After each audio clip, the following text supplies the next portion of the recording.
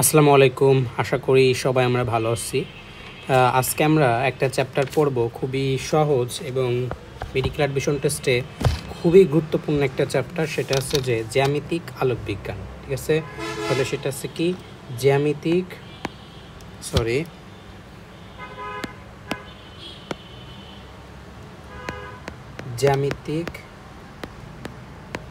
আলোক বিজ্ঞান। ঠিক আছে, আচ্ছা।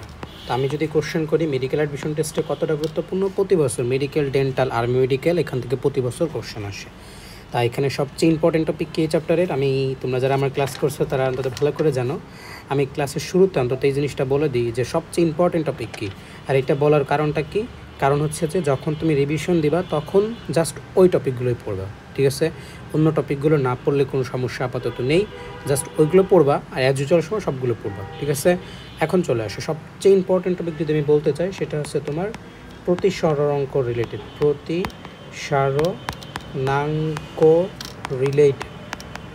প্রতিসরাঙ্ক রিলেটেড একটা ম্যাথ আর কি এখানে থাকে। ঠিক আছে, এই ম্যাথটা আমরা দেখবো।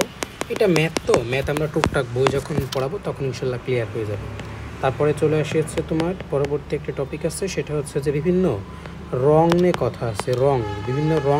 বিভিন্ন রং টং নিয়ে কথা আছে, মৌলিক বর্ণ কোনটা কী বর্ণ। ঠিক আছে, সো এইগুলো নিয়ে কথা বলবো এবং এরপরেও বিভিন্ন টুকটাক বিষয় নিয়ে কথা বলা আছে। আমরা ওইগুলো সব ক্লাসের শুরুতে আমরা বলে দিব। তা আমি অবশ্যই একটা রিকোয়েস্ট করব, ক্লাসটা করার আগে অবশ্যই সবাই বই খাতা নিয়ে বসবা, নাহলে কিন্তু ক্লাসটা মজা লাগবে না। ওকে, তো দেখো আমরা শুরু করি। তা আমি একদম বইয়ের সিরিয়াল ওয়াইজ পড়াবো। তা আমরা আলোক বিজ্ঞান কাকে বলে, বিজ্ঞানে যে সে আলো না আলোচনা করি তাকে আমরা আলোক বিজ্ঞান বলি। আর আলোক বিজ্ঞান কয় প্রকার, একটা আছে তোমার আলোক বিজ্ঞান আছে কয় প্রকার, একটা আছে তোমার কি জ্যামিতিক আলোক বিজ্ঞান, একটা আছে ভৌত আলোক বিজ্ঞান, তাই না? যে ভৌত আলোক বিজ্ঞান, তা ভৌত তো আমরা এই চ্যাপ্টারে পড়বো না, আমরা জ্যামিতিক আলোক বিজ্ঞানে পড়বো। এখন চলে আসো জ্যামিতিক আলোক বিজ্ঞানের প্রথম টপিক 6.1 নম্বর যে টপিকটা আছে সেটা আছে কি ফার্মাটের যে নীতিটা আছে সেটা খেয়াল করো। ফার্মাট কি বলছেন, একদম সহজ কথা যদি আমি বলি, একদম সহজ করে সবাই মনে রাখবা। দেখো ফার্মাট বলছেন যে কি আলোক রশ্মি কোনো একটা জায়গা থেকে যদি একটা আলোক রশ্মি যায়, সেই আলোক রশ্মিটা কী হবে, একদম সর্বনিম্ন দূরত্ব অতিক্রম করবে। তাহলে একদম সহজ কথা মনে রাখবা কি, যে আলোক রশ্মি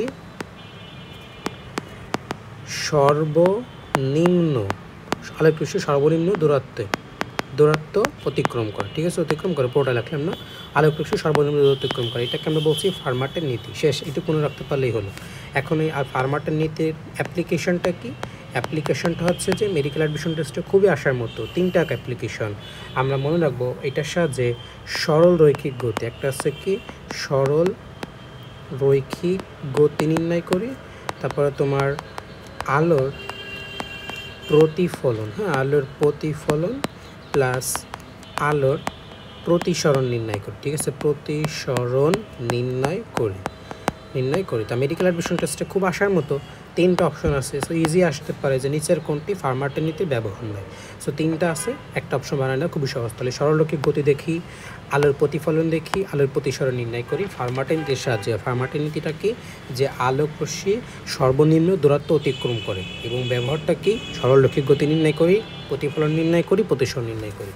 ক্লাসেই মোটামুটি পড়া হয়ে যাবে আশা করি। ওকে, সো এখান থেকে একটা কথা মনে রাখতে পারলেই হচ্ছে। আচ্ছা, তোমাদের যাদের কাছে বই আছে দেখো, তোমাদের আছে একদম 6.1 একদম লাস্টে একটা লাইন লেখা আছে যে আলোক পথ নিয়ে, তাই না?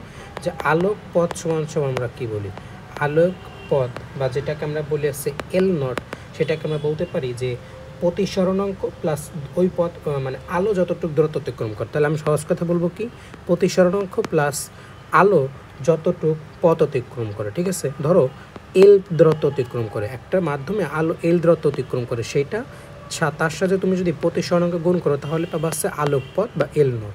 সো এল নট সমান মিউ নট ইন্টু বড় হাতের এল।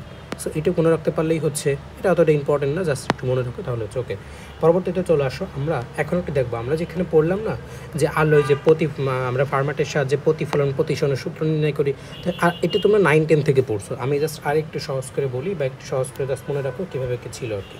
তা আমি দেখো তোমাদের বইয়ে এটা এক পেজ না আলোচনা করা আছে, বাস 4টা লাইন আমি সহজ করে বলি। দেখো তোমরা তো জানো যে প্রতিফলন প্লাস প্রতিফলন আর আছে কি প্রতিসরণ, তাই না?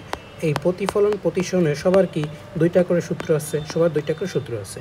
তা প্রথম সূত্রটা কি প্রথম দ্বিতীয়, আর এটারও প্রথম, এটার আছে দ্বিতীয়। তা প্রথম সূত্র দুইটার ক্ষেত্রেই সেম, অলমোস্ট দুইটার ক্ষেত্রেই সেম বলতে পারো।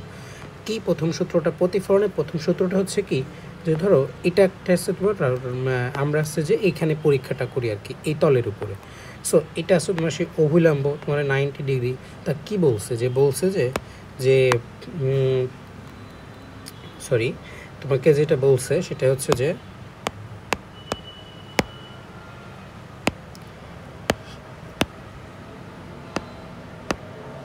এইখানে ধরো একটা মানে এই যে এটাকে আমরা আপাতিত রশ্মি বলি না, যে এটা হচ্ছে অভিলম্ব, ধরো এটা হচ্ছে এ বিন্দু আপাতিত রশ্মি। সো এটা হচ্ছে কি তোমার এখানে প্রতিফলিত হয়ে যাবে। সো এটাকে বলি প্রতিফলিত রশ্মি। তার এই যে অভিলম্ব সাথে যেটা তৈরি করে সেটাকে বলি আইকোন, এটাকে বলে আসছে কি আর কোণ বা তোমার হচ্ছে প্রতিফলন কোণ। অবশ্যই অভিলম্বর সাথে, নট এখানে, অবশ্যই অভিলম্বর সাথে তৈরি করবো, ঠিক আছে? সো দেখো তা কী বলছে যে আপাতিত রশ্মি, প্রতিফলিত রশ্মি এবং অভিলম্ব একই বিন্দুতে অবস্থান করে। তাহলে সহজ কথা এই চিত্রটা মনে রাখতে পারলেই হচ্ছে, ওকে? আর প্রতিসরণের প্রথম সূত্র কি? প্রতিসরণের প্রথম সূত্র সেম জিনিস, জাস্ট মনে রাখো যে এখানে বলছে কি ধরো তোমার আছে প্রতিসরণ মানে কি যে এক মাধ্যম থেকে অন্য মাধ্যম ভেদ করে চলে গেলে সেটাকে আমরা বলি প্রতিসরণাঙ্ক। তা ধরো এখানে আছে তোমার যে এই যে যে এটা আছে চলে আসলো, এটা আছে সে আপাতিত রশ্মি। তা আমরা তো জানি যে ভেদ করে চলে আসবে, তাই না? সো এই যে ধরো ভেদ করে চলে আসলো, ঠিক আছে? অবশ্যই তাহলে এই যে কোণটা আসছে কি এই যে একটা কোণ তৈরি করলো অভিলম্ব, সো এটা আছে আর কোণ আর এটা তোমার আছে আইকোণ, তাই না? সো এখন কি বলতে পারি যে আপাতিত রশ্মি, প্রতিসরিত রশ্মি আর অভিলম্ব এই সেম এই এ বিন্দুতে অবস্থান করে। সো একই কথা যে আপাতিত রশ্মি, প্রতিফলিত রশ্মি ও অভিলম্ব একই বিন্দুতে অবস্থান করে। এটা হচ্ছে তোমার কি প্রথম সূত্র, দুইজনেরই প্রথম সূত্র শেষ। আর দ্বিতীয় সূত্র কি? প্রতিফলনের দ্বিতীয় সূত্র হচ্ছে কি I ইজ ইকুয়ালস টু আর, মানে আপাতন কোণ প্রতিফলন কোণ সমান, ওকে? আর একটা জিনিস দেখো যে এখানে দ্বিতীয় সূত্রটা কি, তাহলে দ্বিতীয় সূত্র এখানে গেল, এবারে এখানে দ্বিতীয় সূত্র কি এখানে সেম অলমোস্ট, যে এখানে মিউ সমান সমান বলতে পারি সাইন আই বাই সাইন আর, বুঝছো? দুইটাই আই আর এর সম্পর্ক আর কি, বাট এখানে সাইন আই বাই সাইন আর মনে রাখো, তাহলে এইটুকু মনে রাখতে পারলেই আলহামদুলিল্লাহ। আর এটাকে আমরা কি বলি? এটাকে আমরা স্নেলের সূত্র বলি, তাই না? স্নেলের সূত্র বলি, এটা তো তোমরা অনেকেই জানো। আচ্ছা, আরেকটা বিষয় আমি এখানে বলে নিই যে এই যে একটা বিষয় আশা করি তোমরা জানো যে একটা হচ্ছে হালকা, তাই না? একটা হালকা আর একটা হচ্ছে ঘন মাধ্যম থাকে। তা যদি হালকা মাধ্যম থেকে ঘন মাধ্যমে আসে প্রতিসরণের ক্ষেত্রে রশ্মিটা তো কি ধরো নর্মালি আমি এইখানে দেখাই, ধরো যে তোমার হচ্ছে যে এই যে বিষয় এটা আছে তোমার ধরো এটা তোমার হালকা মাধ্যম আর এটা তোমার আছে যে ঘন মাধ্যম, ঠিক আছে? আর এই পাশে জাস্ট এই পাশে ধরো আমি আঁকতেছি কি এটা তোমার আছে ঘন আর এটা তোমার আছে হালকা, ঠিক আছে? আমি জাস্ট একটু কম্পেয়ার করার চেষ্টা করতেছি। তা দেখো এখানে কি হয় আলটিমেটলি যে রশ্মিটা তোমার আপাতিত সরি মানে একটা রশ্মি ধরো তোমার এখানে আপাতিত হলো, তা হালকা থেকে ঘন মাধ্যমে আসলে এই অবিলম্বের তোমার যাওয়ার কথা ছিল কি এই বরাবর না, বাট যাবে না, বাট সেগুলো আসবে কি কাছে চলে আসবে, মানে কোনটা ছোটো হয়ে যাবে, সহজ কথা। মানে হালকা থেকে ঘনতে আসলে কি কাছে চলে আসবে বা দিকে চলে আসবে। আর ঠিক এখানে উল্টা, ঘন থেকে হালকাতে গেলে কী হবে, নর্মালি তোমার হওয়ার কথা ছিল হচ্ছে যে কি এইখানে, বাট না, সেটা আরও বড় হয়ে যাবে, সেটাকে কোন আরও বড় হয়ে গেলে, এটা বেসিক মনে রাখবে তাহলে হচ্ছে। আর যেটা বললাম এটা, তাহলে প্রথম সূত্র কি আপাতিত রশ্মি, প্রতিফলিত রশ্মি, অভিলম্ব একই বিন্দুতে।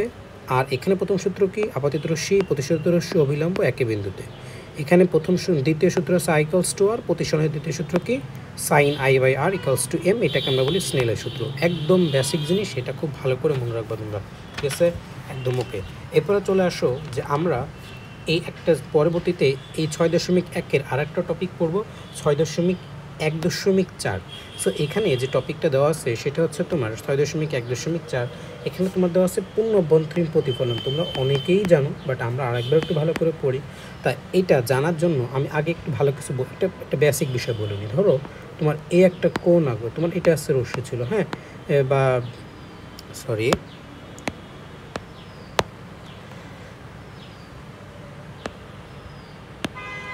হ্যাঁ, তো ধরো তোমার আসছে যে এই যে সেই রশ্মি আমি আঁকলাম, এইটা তোমার না বুঝলে কিন্তু হবে না, যে ঘনটা হালকা, ঘন হালকা বোঝা লাগবে অবশ্যই। তো ঘন হালকাটা কাজে লাগা, এটা হচ্ছে তোমার ঘন মাধ্যম, এটা হচ্ছে তোমার হালকা মাধ্যম, ঠিক আছে।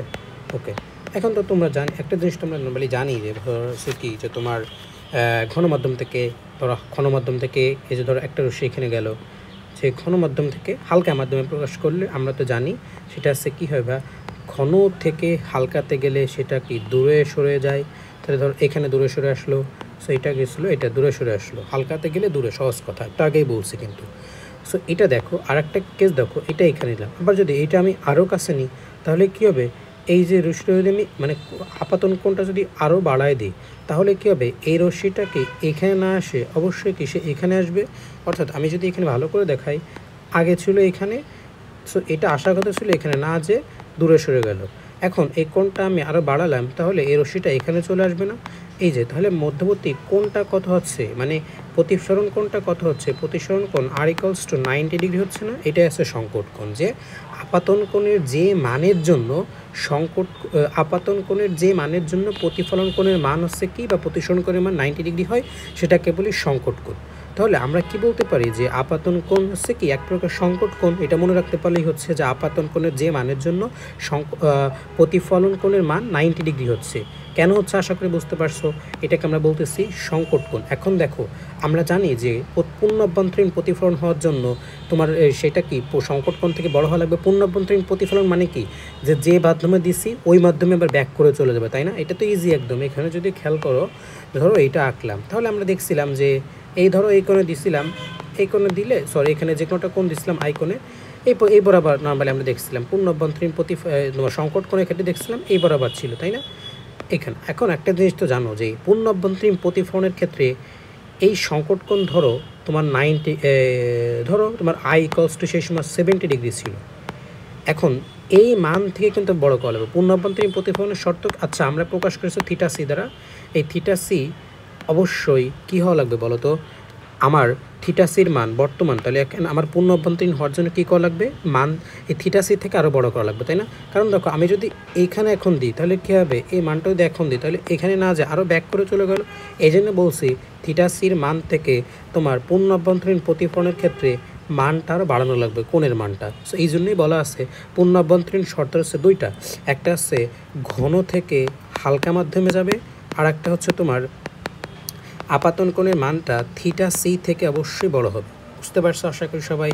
সো থিটা সি থেকে বড় হয়েছে না, কারণ থিটা সি থেকে বড়, থিটা সি মানে কি তোমার সেটা আছে 90 ডিগ্রি। এখন থিটা সি থেকে বড় করলে অবশ্যই সেটা 90 ডিগ্রি পার করে গেল, এটা হচ্ছে বিষয়।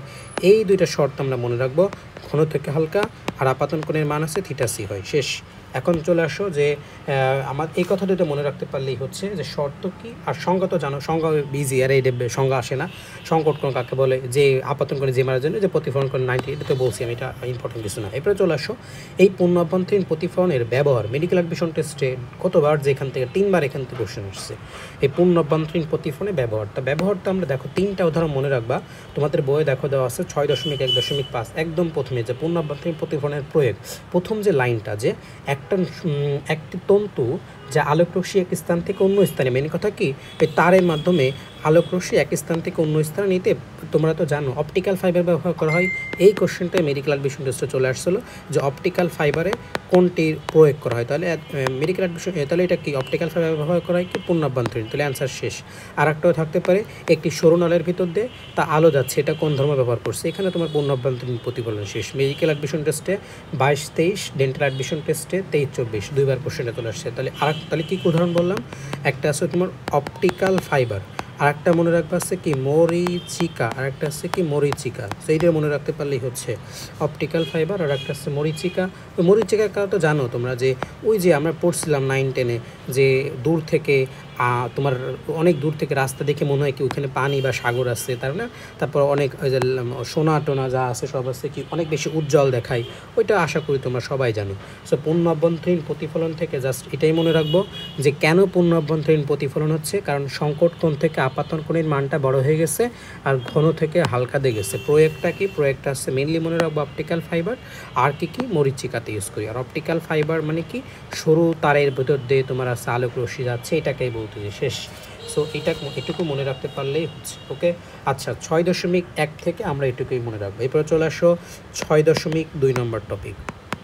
6.2 গলীয় তলে প্রতিসরণ। আচ্ছা এখানে আসলে আমি তেমন কিছুই পড়াবো না, জাস্ট একটা কথা মনে রাখবা। দেখো 6.2-এর একদম 6.2.1 যে টপিকটা একদম লাস্টে একটা কথা লেখা আছে, জাস্ট একটু মনে রাখবা যে লেন্স প্রস্তুতকারকের সমীকরণ বা ফোকাস দূরত্ব সমীকরণ। তাহলে লেন্স প্রস্তুতির সমীকরণ। দেখো এখানে দুইটা বিষয় আছে, একটু সবাই মনে রাখো। লেন্স প্রস্তুতির সমীকরণ বা লেন্সের ফোকাস দূরত্ব নির্ণয়ের সমীকরণ বা এফ নির্ণয়ের সমীকরণ। সেটা হচ্ছে কি, সেটা হচ্ছে তোমরা জানো যে 1/f সমান আমরা কি বলতে পারি, একটু যে 1/f সমান আমরা কি বলতে পারি যে মিউ মাইনাস ওয়ান সমান হচ্ছে কি 1-r1 মাইনাস 1-r2 শেষ 1/r2 মাইনাস না। সো এইটা এখন দেখো এটাকে আমি আরেকভাবে লিখতে পারি, সেটা হচ্ছে কি যে μ2 ভাগ μ1 মাইনাস, আচ্ছা আমি কিন্তু বইয়ের বাইরে কিছু লিখতেছি না, যা আছে তাই। আমার মেন কথা হচ্ছে কি জাস্ট দাগায় রাখো এটা, তাইলেই হচ্ছে। দেখো এইটা, এখন দেখো এইটাকে আমরা কি বলছি, লেন্স প্রস্তুতির সমীকরণ বা ফোকাস দূরত্ব নির্ণয়ের সমীকরণ। এখন তোমাকে যদি কোশ্চেন করি লেন্সের সাধারণ সমীকরণ কোনটা, তাহলে লেন্সের সাধারণ সমীকরণ কোনটা, দুটা কিন্তু আলাদা অ্যান্সার। সেটা হচ্ছে কি 1/f সমান জানো তো তোমরা 9-এ ছিল 1/v প্লাস 1/u। ভি মানে তো জানো তোমার হচ্ছে কি ওই প্রতিবিম্ব, আর ইউ মানে তোমার নিজের, সহজ কথা। সো এখানে আমি এইটাই বললাম, লেন্স প্রস্তুতির সমীকরণ বা ফোকাস দূরত্ব নির্ণয়ের সমীকরণ হচ্ছে কি 1/f = μ-1 ওইটা। আর এখানে লেন্সের সমীকরণ বা লেন্সের সাধারণ সমীকরণ যেটাকে বলতেছি, সাধারণ সমীকরণ কি 1-f = 1/v প্লাস 1/u শেষ। এখান থেকে জাস্ট মনে রাখতে বলে হচ্ছে। আচ্ছা দেখো তো আমি যদি কোশ্চেন করি যে লেন্স প্রস্তুত সমীকরণ থেকে যদি বলি যে এই কিসের উপর নির্ভর করে, আসলে এই ক্ষেত্রে এই মানে লেন্স প্রস্তুতি বিষয়টা কিসের উপর নির্ভর করে, তাহলে দেখো এখানে যেহেতু মিউ এর কথা বলা আছে, তার মানে কি বলতে পারে অবশ্যই দুইটা জিনিস, যে মাধ্যমে কাজ করতেছে ওই মাধ্যম প্লাস মিউ নিজে যে মাধ্যমের সেই মাধ্যমের। তাহলে কি এখানে কি বলবো যে মিউ মাধ্যম মানে কি যে মাধ্যমে কাজ করতেছে ওই মাধ্যম প্লাস মিউ নিজে যে মাধ্যম দিয়ে তৈরি ওই মাধ্যমের তৈরি। মানে ধরো মিউ নিজে গ্লাসের তৈরি, তাহলে গ্লাসের একটা এম থাকবে এখানে, M1 লিখলাম না, M1 হচ্ছে কি যে মাধ্যমে, আর M2 মানে কি নিজের মাধ্যম। তাহলে এইটা, তাহলে নিজের মাধ্যম প্লাস যে মাধ্যমে কাজ করতেছে ওই মাধ্যম প্লাস তোমার কি বক্রতার ব্যাসার্ধ। আর মানে কি বক্রতার ব্যাসার্ধ, এটা তো তোমরা জানো বক্রতার ব্যাসার্ধের উপর নির্ভর করে, তিনটার বিষয়ের উপর নির্ভর করে। এটাও মেডিকেলে থাকতে পারে যে কোন কোন বিষয়ের উপর তোমার ফোকাস দূরত্ব যে সমীকরণ সেটা নির্ভর করে। আমার দেখেই বোঝা যাচ্ছে, কিন্তু এটা মুখস্থ করার দরকার নেই।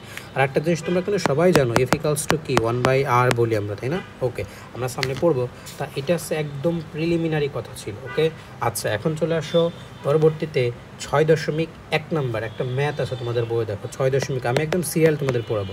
6 একটা ম্যাথস। আচ্ছা দেখো এই ম্যাথে কি বলা আছে যে তোমার, আচ্ছা এইটা করার আগে একটা জিনিস অবশ্যই মনে রাখবা, লিখে রাখো সবাই 6.1 নাম্বার ম্যাথের ওইখানে যে MW প্লাস MG, মানে সহজ কথায় যদি বলি বাতাসে মানে তোমার আসছে যে পানিতে প্রতিসরণাঙ্ক কত, গ্লাসে প্রতিসরণাঙ্ক কত।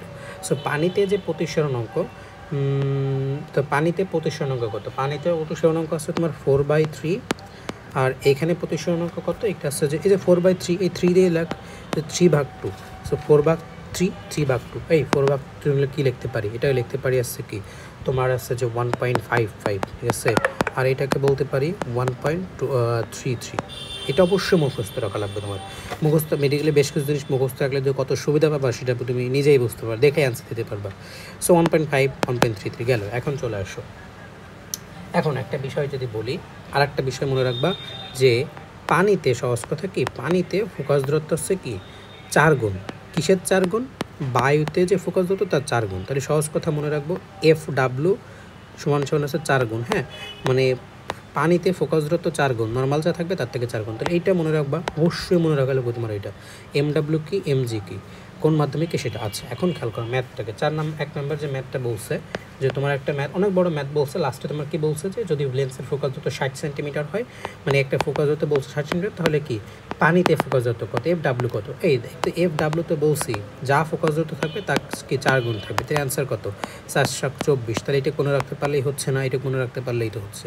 সো একটা কথা মনে রাখবো, তা এই ম্যাথটা করার আগে তোমরা এই দুটো জিনিস একটু ভালো লিখে রাখো। যে দেখো তোমাদের লেখাই আছে 22 সাপেক্ষে পানির, ওই সহজ কথা কি 22 সাপেক্ষে পানি মানে ওই আলটিমেটলি এখানে আমি এটা দিই নাই। হ্যাঁ তুমি MW-টা মনে রাখো, তাহলে হচ্ছে MW = 4/3 = 1.155 আর এটা 1.333/2। ওকে আচ্ছা এখন এটা আছে 4 গুণ, এটা মনে রাখতে পারলে হচ্ছে। এই একটা ম্যাথ খুবই গুরুত্বপূর্ণ। আচ্ছা এটি কিন্তু মেডিকেল অ্যাডমিশন টেস্টের ম্যাথ, তোমরা অবশ্যই জানো মেডিকেল এই ম্যাথটা কিন্তু চলে আসছিল। আচ্ছা এরপরে চলে আসো আমাদের পরবর্তী, তাহলে হচ্ছে যে 6.1 6.2টা আলহামদুলিল্লাহ আমরা কমপ্লিট করছি।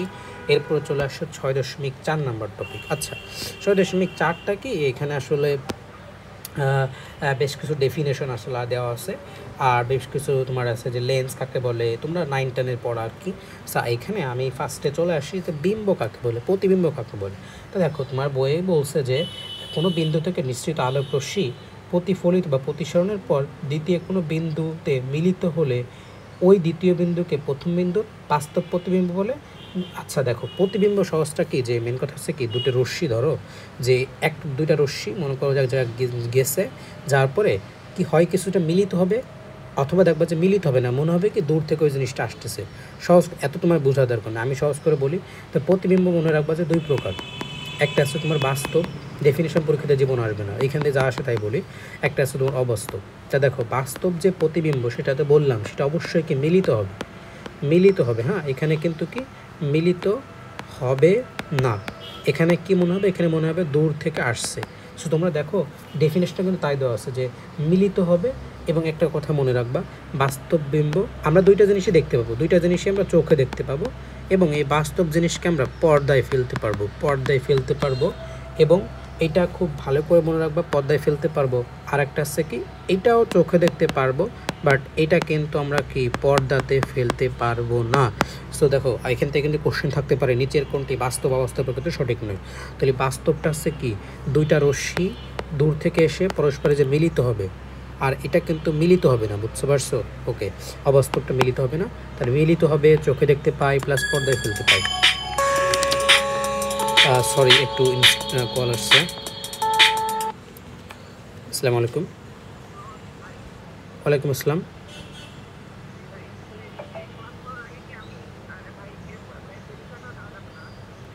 বলেন আপনি কে বলছেন? ও সেই ক্ষেত্রে তুমি বলতে পারো, সমস্যা নাই।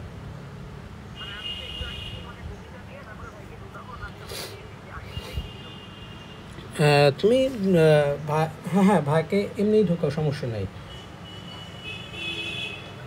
একটু একটু পরিচয় দিয়ে দাও, একটু পরিচয় দিয়ে দাও, কোনো সমস্যা নেই। আচ্ছা একটু ভাইয়ের সাথে কথা বলো না, কোনটা করলে ভালো হয়। ওকে সরি আমি একটু দুঃখিত আর কি। আচ্ছা আমি যেটা বলতে চাচ্ছিলাম, বাস্তব অবস্থা বুঝতে পারছো, এখানে মেন ঝামেলাটা নিচে কোনো সঠিক নয় সেগুলো সঠিক নয়। মেন কথা হচ্ছে কি বাস্তবে মিলিত হবে, অবাস্তবে মিলিত হবে না।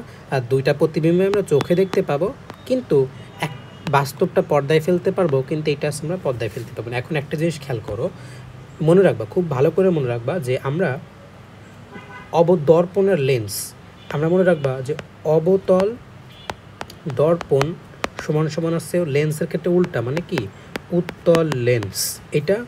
আর ঠিক উল্টা যে তোমার এক্ষেত্রে আসছে কি, তাহলে আসছে যে উত্তল দর্পণ প্লাস আছে কি অবতল লেন্স এটা। ওকে এখন মনে রাখবো কি এই অবতল দর্পণ উত্তল লেন্সে আমরা বাস্তব প্রতিবিম্ব পাবো। হ্যাঁ আমরা আসছে বাস্তব প্রতিবিম্ব পাবো, আর এখানে আসছে আমরা বাস্তব প্রতিবিম্ব পাবো। আর নর্মালি হচ্ছে কি আমরা বাস্তব একটা কোশ্চেন আসে যে বাস্তব প্রতিবিম্ব পাওয়ার জন্য কী ব্যবহার করা লাগবে, তাহলে অবতল দর্পণ প্লাস উত্তল লেন্স দুটো যদি একই জিনিস, এটা বাস্তব। আর অবাস্তবের জন্য হয় কি যে তুমি সব পৃথিবী যা আছে সব কিছুতে তুমি অবাস্তব তৈরি করতে পারো, ঠিক আছে এটা। তবে তুমি এটা মনে রাখবা সহজ কথা যে অবতল দর্পণ সমান সমান কি উত্তল লেন্স, উত্তল দর্পণ সমান সমান অবতল, এটা তো বিষয় না। আমার মেন কনসার্নটা এটা না আর কি, আমার মেন কনসার্নটা হচ্ছে তোমার এটা মনে রাখতে পারলেই হচ্ছে যে অবতল দর্পণ ইজ ইকুয়ালস টু উত্তল লেন্স, এটার সাথে বাস্তব। আর পৃথিবীর অবাস্তব কী দিয়ে তৈরি করবো? অবাস্তব তৈরি করবো হচ্ছে যত প্রকার লেন্স, যত প্রকার দর্পণ, সব কিছু দ্বারা। শেষ কাহিনি। ওকে, এখন দেখবা আমরা সামনে যত অনেকগুলো তোমার জিনিসপত্র পড়বো, অনেক বিভিন্ন প্রকার যন্ত্রপাতি পড়বো, মাইক্রোস্কোপ টাইক্রোস্কোপ যা আছে, তুমি যে একটা মনে রাখবা কিছু যদি না পারো যে এখানে কী ব্যবহার করা হয়, কোন জিনিস ব্যবহার করা হয়, মনে রাখবা এটা আমরা ব্যবহার করি, ঠিক আছে? উত্তল লেন্স অথবা অবতল দর্পণ, ঠিক আছে? তুমি কিছু না পারলে এটা অ্যান্সার হবে। দেখবো সব কিছু আমরা পড়বো, তুমি সহজে মনে রাখবো সব কিছু আছে উত্তল লেন্স অ্যান্সার হবে। আচ্ছা, এটা শর্টকাট করে রাখো। তাহলে বাস্তব অবাস্তব প্রতিবিম্ব আশা করি বুঝতে পারছো। পরবর্তীতে চলে আসো এই প্রতিসরণাঙ্ক কাকে বলে, ছোটোবেলা থেকে পড়ে আসতেছি না যে তোমার ওই যে sine I by sine r কি, ওইটার একটা আমরা কী বলি, সাইন আই বাই আর সাইন আর যেটা, সেটার একটা অনুপাত, সেটা আমরা কি প্রতিসরণাঙ্ক বলি। এটা বোঝার কিছু না রে, এটা তো সবাই জানো। জাস্ট একটা কথা মনে রাখো, দেখো 6.4 পরম প্রতিসরণাঙ্ক নামে একটা কথা আছে। সহজ কথা মনে রাখবা, পরম প্রতিসরণাঙ্কের মান কি? এটা হচ্ছে 1 থেকে বড়। একটা কোশ্চেন আসে, নিচের কোনটি পরম প্রতিসরণাঙ্কের ক্ষেত্রে সঠিক নয়? তোমার 0.5, 1, তারপর হচ্ছে কি 2 নাকি 0.02? অ্যান্সার অবশ্যই কি এটা 0.1 থেকে যেটা বেশি সেটা পরম প্রতিসরণাঙ্কের মান। এটুকু মনে রাখতে পারলেই হচ্ছে। পরবর্তীতে চলে আসো লেন্স। লেন্স কাকে বলে? এই লেন্স তো জানো, একটা আছে উত্তল অবতল। কেন কি এটা তো বোঝার কিছু না আসলে, তাও বলি একদম বেসিক জিনিস। এটা একটা জিনিস আর একটা জিনিস। তা এটা আছে কি উত্তল লেন্স, এটা আছে অবতল লেন্স। মানে কি এই উত্তল লেন্সের কি দুই মাথা কি চিকুন, মাঝখানে মোটা, আর এখানে জাস্ট উল্টা, মাঝখানে চিকুন, দুই মাথা কি মোটা, উল্টা না? তা উল্টাটা মনে রাখো তাহলে হচ্ছে। এখন দেখো যে বিষয়টা আসলে কি, এটাও এখন এইটা ডেফিনেশন আসবে না রে, এত সহজ কিছু আসবে না, এমনি জাস্ট পড়তে পারো, সমস্যা নেই। এটা জানো আশা করি। এখন চলে আসো মেডিকেল অ্যাডমিশন টেস্টে, খুব বেশি ইম্পর্টেন্ট, যেখান থেকে মেডিকেল অ্যাডমিশন টেস্টে কোশ্চেন আসছে এই লেন্সের প্রকারভেদ। তা দেখো আমরা উত্তল জিনিসটা, উত্তল লেন্স, উত্তলকে কী বলতে পারে? একটা উত্তল লেন্স আর একটা হচ্ছে কি অবতল লেন্স, তাই না? অবতল আমরা লেন্সটা পড়তেছি, উত্তল লেন্স আর একটা অবতল। তা উত্তলকে আমরা কি বলি? উত্তলকে আমরা অভিসারী বলি না? অভিসারী লেন্স বলি। প্লাস ইংলিশে আমরা কি বলবো রে? ইংলিশে আমরা হচ্ছে কি কনভেক্স বলি, কনভেক্স বলি। আচ্ছা, তাহলে এটাকে আমরা কি বলি? এটাকে আমরা হচ্ছে যে অভিসারী বললাম, তাহলে এটা হচ্ছে আমরা অপসারী বলতে পারি, আর এটাকে আমরা বলতে পারি কি কনকেভ। ওকে, তাহলে এটাকে আমরা বলে হচ্ছে CAV, কনকেভ। তা দেখো এটা তোমরা সবাই জানো মোটামুটি যে কোনটার কী নাম আর কি। তা আমি যেটা বলতে চাচ্ছি, তিনটার প্রকারভেদ পড়া লাগবে আসলে। হ্যাঁ, তা উত্তলের কী কী প্রকারভেদ আছে, এখানে কী কী মেডিকেল অ্যাডমিশন টেস্টে কোশ্চেন আসছে। তা দেখো আমরা তিনটা প্রকারভেদ মনে রাখবো। একটা হচ্ছে কি, একটা হচ্ছে অবতল উত্তল। দেখো যে একটা হচ্ছে কি অবতল উত্তল, মনে রাখবা লাস্টে যেটা থাকবে ওইটা অ্যান্সার। তাহলে এটাকে কী বলবো? এখানে বলবো হচ্ছে কি অবতল উত্তল বলছি, তাহলে এখানে কি উল্টা যে উত্তল অবতল, ঠিক আছে? উত্তল অবতল শেষ। এবার 2 নম্বরটা চলে আসো। 2 নম্বরটা মনে রাখবো হচ্ছে কি যে সমতলে আছে। হ্যাঁ, যে তোমার হচ্ছে কি সমতল উত্তল, সমতল উত্তল। হ্যাঁ, সমতল উত্তল। আর এখানে কি, এখানে আছে তোমার হচ্ছে কি সমতল অবতল, সমতল অবতল। মানে মেন কথা মনে রাখবা, এটা হচ্ছে সমতল উত্তল, এটা সমতল অবতল, মানে দুইটা তো একই অ্যান্সার। এবার এখানে মনে রাখো দুইটাই সেম, যে উভ উত্তল আর এটা হচ্ছে কি উভ অবতল। তাহলে এটাকে খুব বেশি কঠিন? একটা আছে দুইটা মিক্সড, প্রথমটা হচ্ছে কি মিক্সড, তারপরেরটা কি সমতল। সমতলে দুইটা আছে, একটা সমতলের এক্ষেত্রে উত্তল আর এটা সমতল অবতল। আর এটা কি দুইটা, এটা হচ্ছে কি দুইটা একই, মানে উভয় আর কি। সহজ কথা হচ্ছে উভয় উত্তল আর এটা হচ্ছে কি উভয় অবতল। ওকে, এখন এটা ইংলিশ মনে রাখা লাগবে। দেখো সহজ একদম। তো অবতলের ইংলিশটা কি বললাম? কনকেভ। তাহলে এটাকে আমরা কি বলতে পারি? যে কনকেভ, কনভেক্স, কনকেভ কনভেক্স বলতে পারি। ওকে, এরপরে সম অবতল, এটাকে আমরা কি বলতে পারি? যে প্লানো কনভেক্স বলতে পারি। প্লানো বা প্লেন বলি না, প্লেন ওই প্লেন থেকে আসছে, প্লানো কনভেক্স, প্লানো কনভেক্স। ওকে, আর আছে কি উভ উত্তল আছে। উভ উত্তল মানে কি দুটাই, তাহলে এটা আছে উভ মানে আছে কি বাই বলি, আর আছে কি কনভেক্স।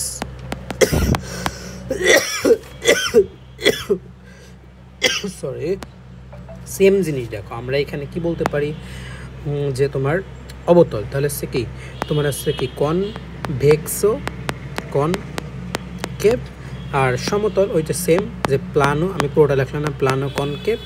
আর এখানে কি বলতে পারি? এখানে বলতে পারি বাই কনকেভ, ঠিক আছে? এখন দেখো মেডিকেল অ্যাডমিশন টেস্টে এই তিনটা দিয়ে কোশ্চেন আসছিলো, নিচের কোনটি লেন্সের বা উত্তল লেন্সের প্রযোজ্য নয়? আশা করে বুঝতে পারছো যে একটা হচ্ছে কি উত্তল। দেখো আমরা বলতেছি ফার্স্টে উত্তল বা অভিসারী বা কনভেক্স, আর একটা কি বললাম যে অবতল যেটাকে আমরা বলতেছি অপসারী বা যেটাকে বলতেছি কনভেক্স।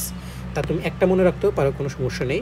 তা আমরা এখানে বললাম যে তোমার আছে কি যে একটু বড় করে দিই, যে অবতল উত্তল, মেনলি উত্তলটা যেহেতু লাস্টে আছে এটাই মেন লেন্স, তাহলে উত্তলের আগে কি দিলাম, অবতল দিলাম। তারপর এটা কি সমতলের উপরে মনে করো একটা উত্তল লেন্স আছে, তাহলে কি বলবো সমতল উত্তল লেন্স। আর এটা কি দুইটাই একই, মানে কি উভয় উত্তল লেন্স, যেটাকে আমরা বলি bi convex, plano convex, concave convex. আর এটার ঠিক উল্টা এটার আমি আর বললাম না। তাহলে আশা করি বুঝতে পারছো, এটা মনে রাখবো ইনশাল্লাহ, তাহলেই হচ্ছে। ওকে, এরপরে চলে আসো আর একটা টপিক আছে, সেটা আছে উন্মেষ। তো উন্মেষটা কি? উন্মেষটা হচ্ছে যে সহজ একটা পয়েন্ট। দেখো উন্মেষটা হচ্ছে কি যে তোমার ধর এই একটা তোমার কি ছিল, এই যে তোমার ধরো একটা এই যে দর্পণ মনে করো, এই দর্পণের তো জানো মাঝখানে কি থাকে, মাঝখানের পয়েন্টটাকে আমরা মেরুবিন্দু বলি, তাই না? এই যে মেরু বলি আমরা, মেরুবিন্দু বলি।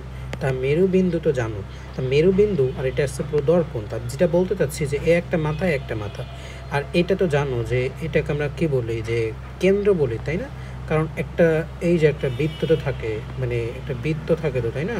তা বৃত্তর এটা হচ্ছে কেন্দ্র, কেন্দ্র আমরা মনে করো যে এইটা নিয়ে কাজ করতেছি, শুধুমাত্র এইটা নিয়ে শুধুমাত্র কাজ করতেছি। হ্যাঁ, তা এই যে কেন্দ্র, এখন দুইটা মিশাই দাও, মাঝখানে যে কোণ পাচ্ছি সেটাকে আমরা বলি উন্মেষ। তা একটা কথা মনে রাখবা যে ক্ষুদ্র উন্মেষ কাকে বলে? ক্ষুদ্র উন্মেষ হচ্ছে কি লেস দ্যান 10 ডিগ্রি।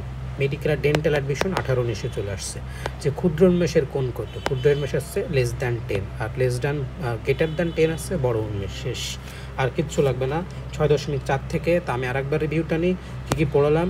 দেখো একদম প্রথমে বলছিলাম কি, কোথাতে আসলাম রে, জ্যামিতিক আলোক বিজ্ঞান এটা পড়ানো হয়েছে, এটা মোটামুটি আলহামদুলিল্লাহ পড়ানো হয়েছে, এটাও হয়েছে।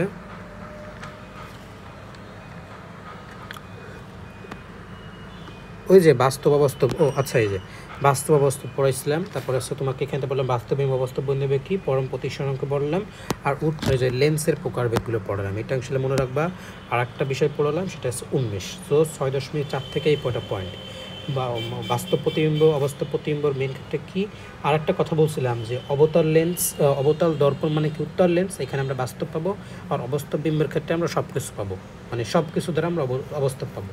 আচ্ছা, পরম প্রতিসরণক হচ্ছে 1-এর বেশি। আর তোমার লেন্সের প্রকারভেদগুলো পড়াইছি, উন্মেষকে বলে পড়াইছি। শেষ 6.4 থেকে এটুকু পড়লেই হচ্ছে। এবার চলে আসো পরবর্তী টপিক 6.5। ঠিক আছে, 6.5 প্রতিসরণাঙ্ক আলোর বেগ। খেয়াল করো, আমি যদি তোমাকে কোশ্চেন করি যে এর সাপেক্ষে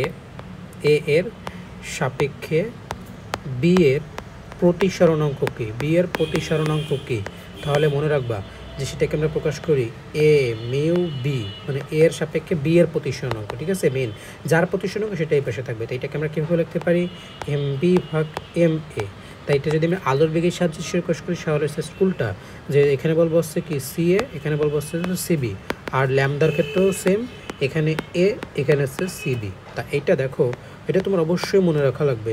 আর যে আরও কিছু কয়েকটা বলেছিলাম যে এম ডাব্লু, আর হচ্ছে কি সরি মিউ ডাব্লু, আমি এমটা বলি আর কি, আর একটা হচ্ছে মিউ জি। তা মিউ ডাব্লু মানে কি বলছিলাম রে, মিউ ডাব্লু বা যেটা তোমাকে বলছিলাম কাচ। আচ্ছা, আমার একটা পয়েন্ট বলেছি নাকি রে, আমরা কি তোমাকে কাচের ক্ষেত্রে যে আচ্ছা একটা যে সহজে মনে রাখবা যে আমরা ওই যে আচ্ছা একটু, হ্যাঁ আমি একটু জাস্ট ডিস্ট্রাক্ট হয়ে দাঁড়াও।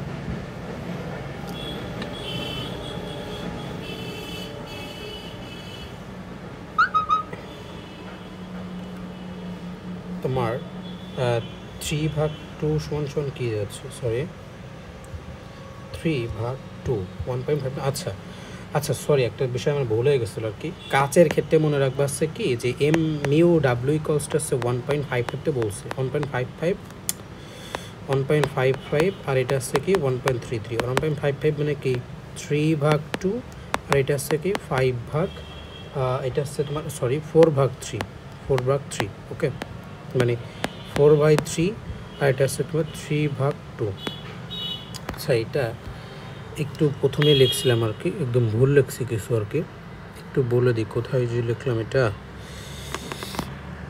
এই যে এম ডাব্লিউ আর এম জি, আগেই বলছিলাম আর কি যে তোমার তা এখানে উল্টা হবে, বুঝছো, যে এম জিটা আসছে তোমার, ঠিক আছে সমস্যা নেই 3/2। তো 3/2 সমান কী হয়, 3/2 সমান এখানে 1.55 হবে। ওকে, আর এম ডাব্লিউ যেটা এম পানির ক্ষেত্রে এম ডাব্লিউ সমান 4.3, বাট এটাকে প্রকাশ করলে কি হয়, এটা 1.33 হয়। একটা আমার মিস্টেক হয়েছে, এটা অবশ্যই জানবা। ওকে, আচ্ছা আমরা এখানে চলে আসি। ওকে, আমাদের মোটামুটি গেল। আচ্ছা এখন চলে আসো, এটা মুখস্থ জিনিস। এখন চলে আসো যে তোমার এখান থেকে কী কী আসে 6.5 থেকে। তাই এখান থেকে একটা ম্যাথ করা লাগবে, বুঝছো, যে তোমার এখানে থাকলো। তো দেখো এখানে যে কোনো ম্যাথ থাকতে পারে। তো দেখো তোমার এই যে 6.2 নাম্বারে যে ম্যাথটা আছে, যে কাতের প্রতি স্বর্ণাঙ্ক কী দেওয়া আছে, ওই যে সেম কাচের প্রতি স্বর্ণাঙ্ক কী, তোমার এমজি সমান তো জানো যে 1 mg, এখানেই ভুল বলছি রে। mg সমান হচ্ছে কি, mg সমান হচ্ছে তোমার 5, আর mw পানির প্রতি স্বর্ণাঙ্ক হচ্ছে কি 1.33, বা যেটাকে আমরা কি বলি তোমার 1.33, বা যেটাকে আমরা বলি 4.3। এই দেখ, এটা ভুলের কিছু নাই যে 1.33 4/3 শেষ। আচ্ছা এটা দেওয়া আছে। এখন বলছে পানিতে আলোর বেগ এত হলে কাঁচে আলোর বেগ বলে। শোনো আমি তোমাকে বলি, আলোর বেগ নির্ণয় করা যদি শর্টকাট বলে, মনে রাখবা কাঁচে আলোর বেগ নির্ণয় করতে হলে সি ভাগ আমরা আছে কি কাচের প্রতি স্বর্ণাঙ্ক মানে কি mg দিব। পানিতে যদি নির্ণয় করতে বলে তাহলে কি করব, সি ভাগ mw দিব। ওকে, দেখো 3 × 10⁸ তো জানো তাই না, আর mg সমান কি দেওয়া আছে, mg সমান 1.5 দেওয়া আছে। আর এখানে তো বলতেছি 3 × 10⁸ কত 8, আর এখানে তোমরা তো জানো 1.33 অ্যান্সার। ওকে, তাই দেখো 1.5 একে 3 দিয়ে কাটো, তো যদি কিছু না বোঝো অন্তত বলো যে 15 আর উপরে 30 আছে, তাহলে কাটাকাটি করলে কি হচ্ছে উপরে 2, তাহলে অ্যান্সার কত 2 × 10⁸। তোমার এইখানে অ্যান্সারটা তোমার এই পেজে অ্যান্সার আছে 2.8, যে কাছে আলোর বেগ কত, কাঁচা আলোর বেগ কত। আর যদি পানিতে আলোর বেগ নির্ণয় করতে পারলে এটা, তাহলে সেটা কত তোমার আছে যে 2.5 বা এরকম কিছু একটা হবে, যে 2.25 × 10⁸ এটা। ওকে, তো এটা মনে রাখবে। তাহলে হচ্ছে, তাহলে দুইটা শর্টকাট দেখালাম, তাহলে হচ্ছে এখানে শর্টকাট মনে রাখবে। তাহলে ওকে, এখান থেকে এরকম বলা শেষ। পরবর্তীতে চলে আসো 6.6 লাগবে না, 6.7 নম্বর টপিকে চলে আসো। 6.7 নম্বর যে টপিকটা আছে। ওকে, আচ্ছা দেখো এখানে ফার্স্টে আমাদের টপিকের নাম হচ্ছে বিবর্ধন। তো বিবর্ধন প্রকাশ করেছে, এবং আমরা এম দ্বারা, এম সহজ কথা মনে রাখবো ভাই, সহজ জিনিস। উপরে থাকবে হচ্ছে কি প্রতিবিম্ব, আর নিচেই থাকবে হচ্ছে বস্তু। হ্যাঁ, বস্তু। তা প্রতিবিম্বকে আমরা প্রকাশ করি, তো জানো যে তোমরা প্রতিবিম্ব হচ্ছে কি, তোমরা তো জানো যে একটা হচ্ছে ভি আর এটা হচ্ছে ইউ, আর এখানে একটা মাইনাস দিবা। ওকে, এখন এখানে মাইনাস দিবা না প্লাস দিবা, এটার একটা বিষয় আছে। এখন দেখো এটা হচ্ছে প্রতিবিম্ব। তোমার ম্যাথ থাকতে পারে কিন্তু, যে একটা তোমার আছে যে উত্তল লেন্সের ক্ষেত্রে বা অবতল লেন্সের ক্ষেত্রে বলে দিতে পারে, বিষয়টা আমি বলতেছি উত্তল অবতলটা। এখন দেখো যে এইটা মানে কি আসলে, যে এই মাইনাস থাকা বা প্লাস থাকা মানে এটা আসলে, তাই না? এখন খেয়াল করো যে প্লাস মাইনাসটা মানে কি, তারপরে ভি ইউ কোনটা কী হলে কী হবে, তারপরে কি তোমার দেখো তোমার এই এম মান নির্ণয় করে দেখো, তুমি দেখা গেলো যে সেটা এম মান নির্ণয় করে দেখা গেলো যে সেটা একের থেকে বড়ো হলো, যে এরকম যে এম এর মান একের থেকে বড়, বা এম এর মান মনে করো যে একের থেকে ছোটো, বা m = 0 হলো, সেটা মানে কি। অথবা বলতে পারে যে তোমার ধরো ভি সমান ইউ, এটা ধরো মাইনাস আছে, আর ধরো ভি অথবা ইউ ধরো এটা তোমার আছে প্লাস আছে।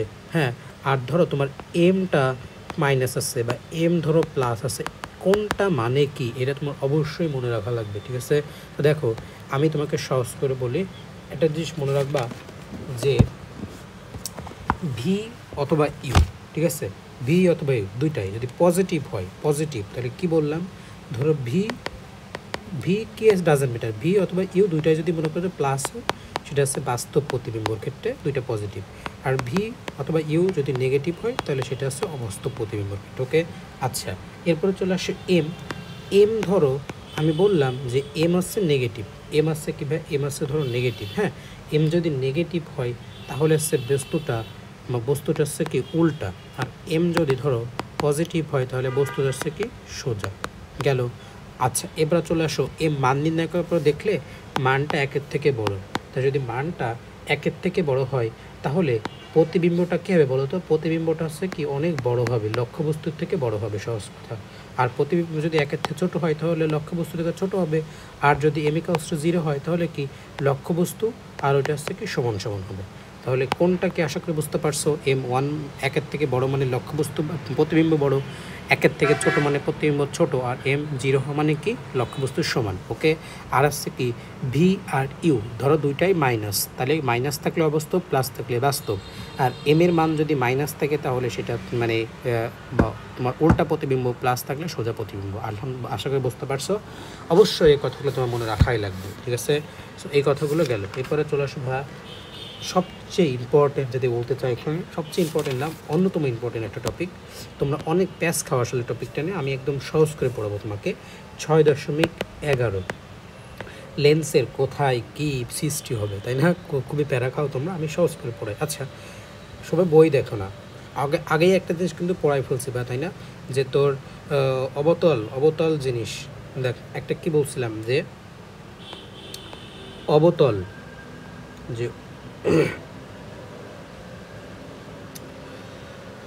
আচ্ছা এটা আচ্ছা এসে চলে আসে, এখানে চলে আসে পড়াই। দেখো একটা জিনিস মনে রাখবে ভাই, যে তুমি ধরো এটা তোমার হচ্ছে কি লেন্স, ঠিক আছে। আচ্ছা, মানে কোথায় তোমরা আসলে বুঝতে পারো না যে একটা বস্তুটা যেখানে থাকুক লেন্সটা কই হবে, এটা যদি বুঝতে চাও আমি একদম শর্টকাট পড়াবো তোমাকে। এটা তুমি মনে রাখো, আশা করি তুমি যে কোনো দিন ইনশাল্লাহ বলবা না, ঠিক আছে। তোমার যে কোশ্চেন আসে সুন্দর করে একটা চিত্র এঁকে বলবা, চিত্র এঁকে 1 মিনিট অ্যান্সার দিয়ে দেবো। ওকে, তো দেখো আমি একদম সহজ করে বলি। ধরো ভাই তোমার এই যে সেই লেন্সটা দেওয়া আছে, হ্যাঁ, তা লেন্সটা ধরো এই যে, তা ধরো এখানে তোমার এফ দেওয়া আছে, এটা এটা তোমার এফ, তারপর তোমরা তো জানো যে সরি এটা তোমার 2f, এটা তোমার এফ, আর এটা তোমার তো জানো যে এখানে ধরো অসীম, তাই না? এটা আশা করে জানো। ওকে, এখানেও সেম, এটা হচ্ছে এফ, আর একটু দূরে আছে 2f, আর একটু দূরে আছে কি অসীম। ওকে, এখন দেখো যে আমি যেটা বলতে চাচ্ছি, মনে রাখবা এটার মান আছে 1, আর এফ আর 2f এর মাঝখানে ফাঁকা জায়গা এটা 2, আর 2f = 3, আর এখানে যে ফাঁকা জায়গা 2f আর ইনফিনিটি, এখানে আছে মান 4, আর ইনফিনিটির মান আছে 5। দেখছো যে f = 1, 2f = 3, আর ইনফিনিটি = 5, আর এই যে এফ আর 2 এর মাঝখানে 2, মানে আমি সহজটাকে 1 2 3 1 থেকে 5 লিখছি, মানে ফাঁকা ফাঁকা জায়গা। ওকে, এখানেও তুমি সেম লেখো, যে এখানে আছে তোমার 1, এখানে আছে 2, এখানে 3, এখানে 4, এখানে 5। তোমাকে আমি কোশ্চেন করবো, তুমি এবার অ্যান্সার দিবে। আমার একটা জিনিস মনে রাখবা, আমার আছে কি অ্যান্সার 6 হওয়া লাগবে। যে একটা আছে কি ইউ তো জানো বস্তু, আর ভি তো জানো সেটা হচ্ছে বিম্ব, এই দুইটা যোগফল, অর্থাৎ ইউ প্লাস ভি = তোমার 6 বানানো লাগবে। আমার সহজ কথা এটা। এখন দেখো তোমাকে আমি অ্যান্সার কোশ্চেন করবো, তুমি নিজে অ্যান্সার দিতে পারবা। ধরো আমি তোমাকে বললাম যে একটা বস্তু 2f এ আছে, তাহলে প্রতিবিম্ব বা ভি কোথায় হবে? তোমাকে কোশ্চেন করলাম একটা বস্তু অসীম ও 2f এর মাঝখানে আছে, ভি অসীম ইউ এই দুটা মাঝখানে, তাহলে ভি সমান কি? তোমাকে কোশ্চেন করলাম একটা বস্তু এফ এ আছে, তাহলে মানে ইউ এফ, তাহলে এখানে ভি সমান কি, মানে বস্তু কোথায় অবস্থান, বিম্ব কোথায় অবস্থান করবে, তাই না? দেখো আমি তো বলছি দুইটা = 6 হওয়া লাগবে, তাই এটা আগে অ্যান্সার করো। 2f এ আছে, তাহলে ভি কোথায় হবে? তাহলে দেখো 2f সমান কি 3, তো 2f সমান যদি 3 হয়, তাহলে 3-র সাথে কী মিলাবো? অবশ্যই 3 মিলাবো। তাহলে দেখো 3 কোথায় আছে? এই যে 2f এ আছে, তার মানে কি 2f এ থাকলে বস্তু 2f এ থাকলে বিম্ব 2f এ পাবো, কারণ কি দুইটা 3 যোগ করলে কি 6, আমার তো বলছে 6 হওয়া লাগবে, তাহলে কি এটা 2f এ থাকলে সেটা 2f পাবো, শেষ। কারণ কি 3 3 6। ওকে, গেল। এরপর দেখো বলছে কি আলফা, মানে আলফা না, অসীম আর 2f এর মাঝখানে যদি থাকে, তাহলে সেটার মান কত? 4। তাহলে এটা আমরা কোথায় পাবো? তাহলে 2, এই যে 4 আছে এই পাশে, তাহলে সেটা অবশ্যই 2 মিলাবো। 2 কোথায় আছে? এই যে এফ আর 2f এর মাঝখানে, তাহলে এটা কোথায় পাবো? এফ ও 2f এর মাঝে। ওকে, আর একটা জিনিস বলি, এফে যদি থাকে, ধরো তোমার এইখানে আছে, তাহলে 1 এ আছে, তাহলে কোথায় মিলাবো? অবশ্যই 5 এ। তাহলে এই 1 বা এফ এ থাকলে সেটা থাকবে কোথায়? অসীমে বা 5 এ থাকবে, ঠিক আছে। আশা করি এইটা তোমরা বুঝতে পারছো, কোথায় থাকলে কোথায় তৈরি হবে বিম্বটা। তা সুন্দর করে তোমরা এই 1 2 এর সূত্রটা মনে রাখবা, আর শর্টকাট কি 5 6 মিলা থাকবে সহজ করে। ওকে, আচ্ছা এখন চলে আসো, অনেকে বুঝতে পারো না যে এটা মানে তাহলে বস্তুর আকার কেমন হবে, তাই না? আচ্ছা একটা জিনিস খেয়াল করো তোমরা, আপনার আসছে আমরা কোথায় তৈরি হবে বুঝতে পারছি। এবার 3 নম্বর হতে দেখো লেখা আছে প্রতিবিম্বের প্রকৃতি, বস্তুর সাপেক্ষে আকার। তা একটা কথা মনে রাখো, একটা আছে কি উত্তল আছে, একটা আছে কি অবতল লেন্স আছে। দেখো উত্তল লেন্স অনেকগুলো আছে, অবতল লেন্সে কোনো ঝামেলা নাই, কারণ অবতল লেন্স মানে মনে রাখবা অবতল মানে আছে কি সেটা আছে কি অবাস্তব, সেটা আছে অবাস্তব, সেটা আছে সিধা বা সোজা, সিধা বা সোজা, আর একটা আছে কি সেটা আছে আমরা ছোটো জিনিস পাবো, ঠিক আছে। এটা তাহলে অবাস্তব সিধা আর একটা হচ্ছে ছোটো, দুইটার ক্ষেত্রেই সেম, দুই ক্ষেত্রেই অবতল লেন্স দেখলেই একই অ্যান্সার। কিন্তু উত্তরে বেশ ঝামেলা আছে, যে হয় প্রতিবিম্বটা, ধরো প্রতিবিম্বটা হয় কী হতে পারে, যে বস্তুর চেয়ে অনেক বড়, ধরো তোমাকে বলতে পারে যে অনেক বড় বা অত্যন্ত বড়, শুধু বড়, সমান, বা বলতে পারে যে ছোট, বা বলতে পারে অত্যন্ত ছোট, ঠিক আছে। এখন তুমি কোনটা অ্যান্সার দেবে তা খেয়াল করে দেবে। একটা জিনিস জাস্ট মনে রাখো, এই পিকচারেই মনে রাখো, যে মনে রাখবে কি এই 5 নাম্বার যেটা বা এই অসীম যেটা সেটা হচ্ছে তোমার অত্যন্ত বড়, হ্যাঁ। আর এই যে এফটা, এই এফটা মনে রাখবা শুধু বড়, তাহলে এটা অত্যন্ত বড়, এফটা আছে কি শুধু বড়। আর তোমার আশা করি বুঝতে পারছো। এখন চলে আসো এই যে এইখানে, তাহলে ইনফিনিটি গেল, 2f গেল, এই 2f আর ইসের মাঝখানটা জায়গা ছিল, এখানে মনে রাখবা শুধু ছোট, আর এদিকে আরও যত আসবো সেটা হচ্ছে অত্যন্ত ছোট। মানে আমি যেটা বলতে যাচ্ছি, এই যে দেখো তোমার এই দিকে যত আসতেছি তত জিনিসটা ছোট হচ্ছে না।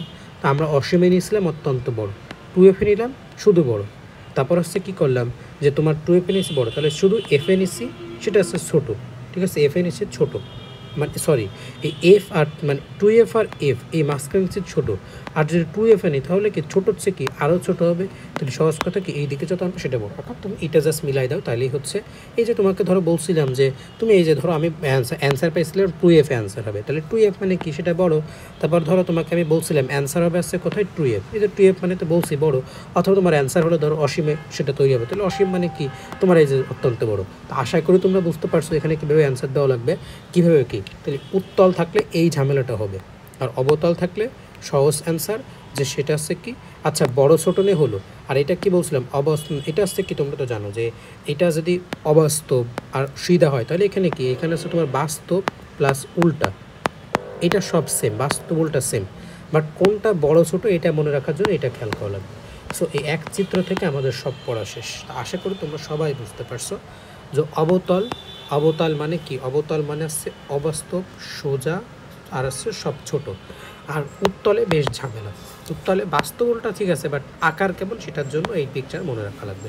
তা আমাদের 6.11 থেকে যে কোনো কোশ্চেন থাকলেই আশা করি তোমরা পারবা। পরবর্তী টপিক চলে আসো 6.12 নম্বর টপিক। 12 নম্বর টপিক লেন্সের ক্ষমতা।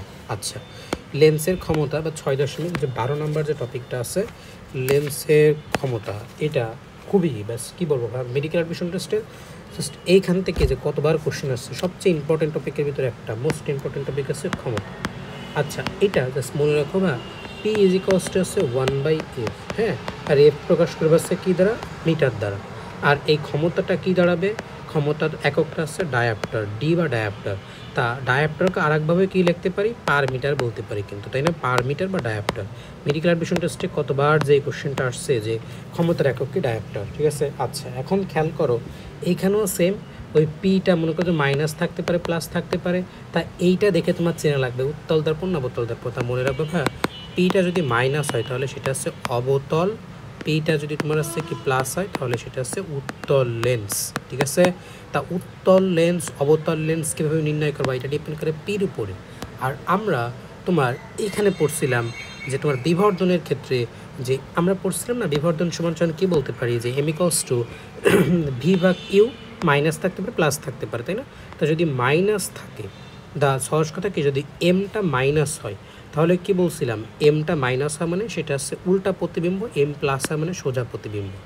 আর ভি অথবা ইউ যদি মাইনাস হয় তাহলে মাইনাস মানে কি, মাইনাস মানে অবাস্তব জিনিস, প্লাস মানে বাস্তব জিনিস। আর এম এর মান যদি একের থেকে বড় হয় তাহলে পিকচারটা বা বিম্বটা কি অবশ্যই সেটা বড় হবে লক্ষ্যবস্তু থেকে।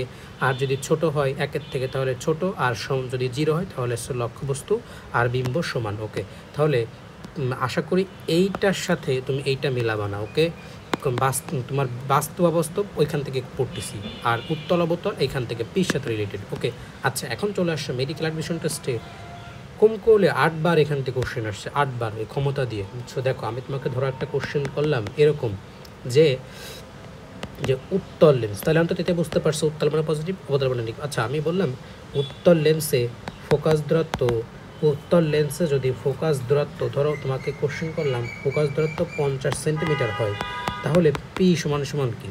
তাহলে এখানে কী হবে বলো তো অ্যান্সার? এখানে অ্যান্সার হবে হচ্ছে কি যে 1 - f, তাই সরি 1/f। তা এখানে দেখতো এখানে কি 50 বসাবে, এখানে কিন্তু 50 না, 1/50 না, এটা হচ্ছে কী করবো সেন্টিমিটার না মিটারে আনবো, তাহলে সেন্টিমিটার মিটার আনলে কি 0.5 হয়, তাহলে এটা হচ্ছে অ্যান্সার, তাহলে 1.5। তা এখন দেখো এটা আসছে, এখন এটাকে কী বলতে পারি যে 1/4 ইন্টু, তাহলে যে 5 মানে কি 1/2, তাই এটাকে আমরা 2 করে নিলাম নিজে, তাহলে অ্যান্সার আছে কি পি ফাংশন কি এটা 2 থাকবে, এটা অবশ্যই প্লাস। দেখো আরেকটা কথা কি, উত্তল যেহেতু বলছে ফোকাস দূরত্ব কি, ফোকাস দূরত্ব উত্তলের ক্ষেত্রে ফোকাস দূরত্ব বা পি অবশ্যই কি প্লাস থাকবে। আর আমি যদি অবতল বলতাম, অবতল লেন্সে ফোকাস দূরত্ব বললাম 50, তাহলে ক্ষমতা কত, এখানে অটোমেটিক মাইনাস আসতো, কারণ মাইনাস তোমার দেওয়া লাগবে, অপশনে কিন্তু +2 -2 দুটোই থাকবে, এখানে অ্যান্সার কিন্তু +2 হবে। আশা করি বুঝতে পারছো। এখন একটা কোশ্চেন থাকে যে 4 ডায়াপ্টার বা +4 ডায়াপ্টার বলতে কী বোঝো, +4 ডায়াপ্টার বলতে কী বোঝো, মেডিকেল অ্যাডমিশন টেস্টে কোশ্চেন। তাহলে দেখো তাহলে একটা কথা বুঝতেছি যে এটা হচ্ছে উত্তল লেন্স, কারণ কি প্লাস আছে। আর 2 নম্বর কথা কি বুঝতেছি 1/4 সমান সমান কী বলতে পারি, 1/4 সমান সমান বলতে পারি না যে 0.25 অর্থাৎ 25 মিটার, অর্থাৎ ফোকাস দূরত্ব বলতে পারি 25 মিটার, বা যেটাকে আমরা বলতেছি কি 25, যেটাকে আমরা আচ্ছা 25 মিটারটাই মনে রাখতে, তাহলে হচ্ছে মানে সহজ করে দুটো কথা পাচ্ছি, সেটা কেমন টাইপের আর সেটার ফোকাস দূরত্ব কত। মেডিকেল অ্যাডমিশন টেস্টে 6 থেকে 7 বার কোশ্চেন আসছে এখান থেকে, তাহলে এককটা মনে রাখবা।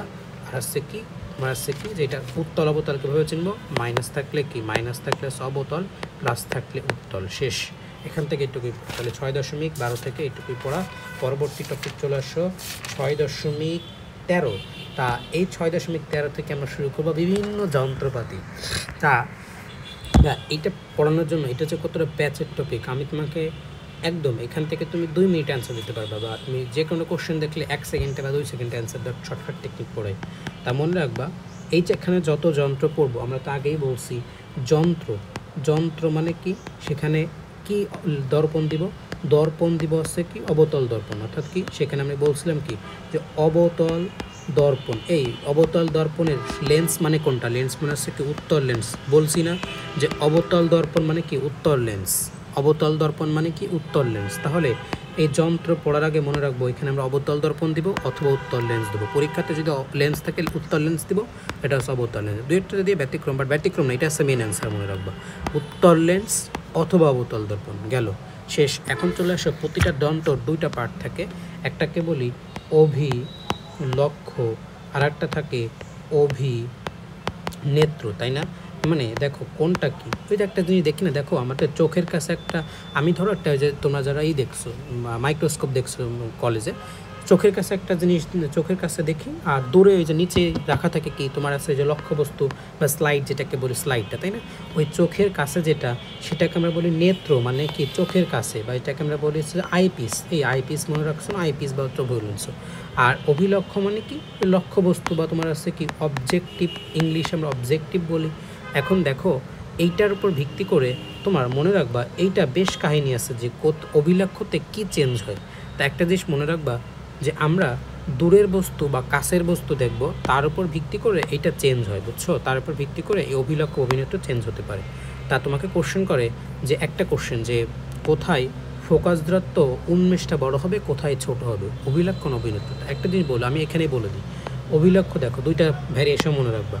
কিছু যন্ত্র আছে কি করি আমরা কাছেই দেখি, কাছে ধরো মাইক্রোস্কোপ দিয়ে কী করি, কাছের জিনিস তোমার আছে কি কাছের জিনিস ছোট দেখি, মানে সরি বা তোমার হচ্ছে আতসী কাজ কী করি যে কাছের জিনিস আমরা বড় দেখি, আর কিছু জিনিস কী করি যে দূরের জিনিস আমরা বড় দেখি, ওই যে আমরা টেলিস্কোপ দেখি না। সো মনে রাখবা যদি জিনিসটা কাছে হয়, জিনিসটা কাছে মানে কি লক্ষ্যবস্তুটা আমার কাছে, মনে করো লক্ষ্যবস্তুটা কাছে, তাহলে এখানে আমরা ফোকাস দূরত্ব উন্মেষ 2টাই ছোট পাবো। আর এখানে ধরো একটা টেলিস্কোপ আছে, টেলিস্কোপ দিয়ে কিন্তু আমরা কি দূরের জিনিসই দেখি, বাট দূরের জিনিসকে আমরা বড় করে দেখি, সেম জিনিস একেবারে দূরে থাকে। তাই এখানে লক্ষ্যবস্তু যেহেতু দূরে, এখানে ফোকাস দূরত্ব প্লাস উন্মেষ এটা হবে বড়। তা এইটা অভিলক্ষর ক্ষেত্রে পড়ছো। তা দেখো আমরা অভিলক্ষর এই বিষয়টা বুঝতে পারছি কিনা যে লক্ষ্যবস্তু কাছে তাই এটা ছোট, লক্ষ্যবস্তু দূরে তাই এই দুটা বড়। তা আমি যদি বলি অভিনেত্রের ক্ষেত্রে কী চেঞ্জ, ঠিক উল্টা না?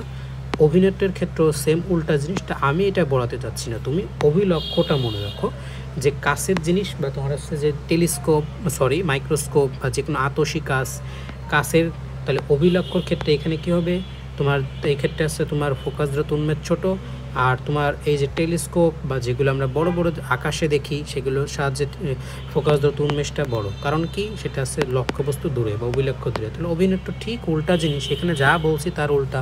তাহলে এখানে আছে ধরো মাইক্রোস্কোপ বললাম আর এখানে টেলিস্কোপ বললাম, তাহলে অভিনেত্র কি, এখানে যেহেতু তোমার অভিলক্ষর ক্ষেত্রে আমরা দুইটাই ছোট দিয়েছি, এখানে তাহলে অভিলক্ষ্য দুইটাই বড় হবে আর এখানে দুইটাই ছোট হবে। শেষটা এটা মনে রাখার দরকার নেই তোদের, তোরা জাস্ট অভিলক্ষটা মনে রাখ শেষ। এখন চলে বেসিক জিনিস, সব যন্ত্রে অবতল দর্পণ অথবা উত্তল লেন্স আর অভিলক্ষ্য দুই প্রকার, অথবা কাছের জিনিস দূরের জিনিস, কাছে মানে কি দুইটাই ছোট, দূরে মানে কি দুইটাই বড়, শেষ। ওকে, এখন চলে আসো আমরা আলাদা আলাদা জিনিস নিয়ে পড়াশোনা করি। আমরা একদম প্রথমেই পড়বো মাইক্রোস্কোপ, ঠিক আছে? মাইক্রোস্কোপ দুই প্রকার, মাইক্রোস্কোপ তো জানো দুই প্রকার, তাই না? মাইক্রোস্কোপ মানে কি রে? মাইক্রোস্কোপ মানে কি কোনো জিনিসকে বড় করে দেখা, তাই না? কোনো জিনিসকে আমরা বড় করে দেখা সেটাকে আমরা বলি মাইক্রোস্কোপ বলি। হ্যাঁ, এটাকে আমরা মাইক্রোস্কোপ বলি। কোনো জিনিসকে বড় করে দেখার জন্য যে জিনিসগুলো ব্যবহার করি তাদেরকে আমরা বলে আসছে কি মাইক্রোস্কোপ, তাই না? আচ্ছা, আর একটা জিনিস আছে কি টেলিস্কোপ। দেখো দুইটা জিনিসেরই কাজ কি, বড় করে দেখার কাজ। একটা জিনিস দেখি কাছে, আমার নিজের কাছে রাখি, আর একটা জিনিস দেখি দূরের জিনিস দেখার জন্য, অর্থাৎ দূরের জিনিস। দেখো মাইক্রোস্কোপ আছে কি, মাইক্রোস্কোপ আছে কাছের জিনিস বড় দেখি, আর টেলিস্কোপ মানে কি দূরের জিনিস বড় দেখি, মানে দুইটা জিনিসই বড় করা, একটা কাছে একটা ছোট। তা আমি আগেই কিন্তু বলে দিছি সব জিনিসপত্র কী দিয়ে তৈরি, জিনিসপত্র তৈরি উত্তল লেন্স অথবা অবতল দর্পণ, একটা কোশ্চেন শেষ। এরপরে কাছে, যেহেতু মাইক্রোস্কোপ জিনিসটা কাছে, তাহলে এখানে অভিলক্ষ্য কী থাকবে, অভিলক্ষ্যে কেমন, ফোকাস দূরত্ব দুইটাই ছোট, উন্মেষ ছোট, ঠিক আছে? তাহলে গেল। আর টেলিস্কোপ তো বলছি রে ভাই, টেলিস্কোপ দূরের জিনিস দেখি, তাই এখানে কি ফোকাস দূরত্ব প্লাস উন্মেষ দুইটাই কি বড়। একটা কোশ্চেন আমার আগেই পড়া শেষ, ঠিক আছে? এরপরে চলে আসো তোমার দর্পণ। আগে একটা জিনিস বলে দেওয়া উচিত ছিল যে সব যন্ত্রে, এই যন্ত্রের ক্ষেত্রে মনে রাখবো যে বিম্বগুলো কেমন হবে, বিম্বগুলো কেমন হবে, এটা একটা মনে রাখতে হবে আমাকে, যে বিম্বগুলো আসলে কেমন হবে। ওকে, তা বিম্বগুলো কেমন হবে, তো দেখো তো আমরা এখানে ইউজ করতেছি। আচ্ছা দেখো এখানে তাহলে বিম্ব হবে কেমন, বিম্ব হবে মনে রাখবা অবাস্তব, অবাস্তব বড়, আর আছে একটু উল্টা, ঠিক আছে? এটা সবার ক্ষেত্রে সেম, জাস্ট এটা হচ্ছে সবার ক্ষেত্রে আমি বলতেছি। অবাস্তব বড় বিম্ব, যে কোনো একটা যন্ত্র দিয়ে বলবে এখানে কেমন প্রতিবিম্ব পাবা, অ্যান্সার কি অবাস্তব বড় উল্টা। তা একটা এক্সেপশন মনে রাখবা, এই উল্টাটা এক জায়গায় সোজা হবে কোথায়, সরল মাইক্রোস্কোপ বা যেটাকে আমরা বলি আতসী কাচ, ঠিক আছে? আতসী কাচ। তা আতসী কাচ বাদে যত যা আছে সবার ক্ষেত্রে অ্যান্সার কি অবাস্তব বড় উল্টা। এক্সেপশন কি আতসী কাছে কী হবে অবাস্তব বড়, কিন্তু এখানে সোজা। আশা করি বুঝতে পারছো। আর যন্ত্র মানেই কি অবতল দর্পণ উত্তল লেন্স, আর অভিলক্ষ্য কাছে মানে তোমার আসছে কি ফোকাস দূরত্ব আর উন্মেষ ছোট, দূরে মানে ফোকাস দূরত্ব উন্মেষ বড়। আর অভিনেত্র জাস্ট উল্টা, অভিলক্ষ্য করতে বলছি আমি। এখন দেখো এই সব সেম। দেখো তোমার এই যে সরল অনুবীক্ষণ যন্ত্রের বিবর্ধক কাজ, যেটাকে আমরা আতসী কাজ বলি, এই যে মূলনীতির প্রথম লাইনেই দেখো লেখা আছে যে ফোকাস অপেক্ষাকৃত কম দূরত্ব থাকে, এবং এখানে কি একটা সোজা আমরা কি পাই, যে একটা সোজা বা সিধা, আমি তো আগেই বলছি যে কি পাবো, যে এক্ষেত্রে আসছে যে সোজা অবাস্তব আকারে বড়। তো দেখো আকারে বড় অবাস্তব, আর একটা কী বলছিলাম, এটা এক্সেপশন, মানে সোজা তৈরি হয়, বাকিরা তো সবাই উল্টা। এটা মনে রাখবো, তাহলে হচ্ছে ওকে। এখন চলে আসো এই সূত্র মনে রাখা লাগে। এইখানে তোমার কাজটা কি, যে অভিনেত্র অভিলক্ষণটা মনে রাখা লাগে, কোথায় কোনটা ইউজ করতেছি, ফোকাস কি কোথায় উন্মেষ কি, এটা তো আমি আগেই কনফিউশন ক্লিয়ার করে দিচ্ছি। আর একটা জিনিস মনে রাখা লাগে, সেটা হচ্ছে কোথায় কোন দর্পণ বা কোন লেন্স ইউজ করি। আর একটা জিনিস মনে রাখা লাগে তোমার এই যে বিবর্ধনের মানটা। তাই এটা সহজ জিনিসটা তুমি মনে রাখবা। এই সরল জিনিস বা তোমার টেলিস্পেসের তোমার আছে যে এই আতসী কাচের ফোকাস তোমার আছে যে এম ইজিক্যালস টু মনে রাখবা ভি ভাগ ইউ সমান সমান মনে রাখতে পারি 1 + ডি ভাগ এফ সমান সমান 1 + ডি মাইনাস এ ভাগ এফ। তার ডি মানে তো জানো যে স্পর্শ দর্শনের ন্যূনতম দূরত্ব, এটা আছে কত, এটা তো 25 সেন্টিমিটার, তোমরা সবাই জানো ডি। আর এ মানে কি, এ মানে হচ্ছে যে তোমার চক্ষু হতে ওই লেন্সটা কত দূরে আছে, সেটা আছে এ। ওকে, তা এটার সময় তিনটা সমীকরণ লিখতে পারি, তাই না? এম ইকুয়ালস টু ভি ভাগ U 1 plus D by F, কোথায় গেল ওটা,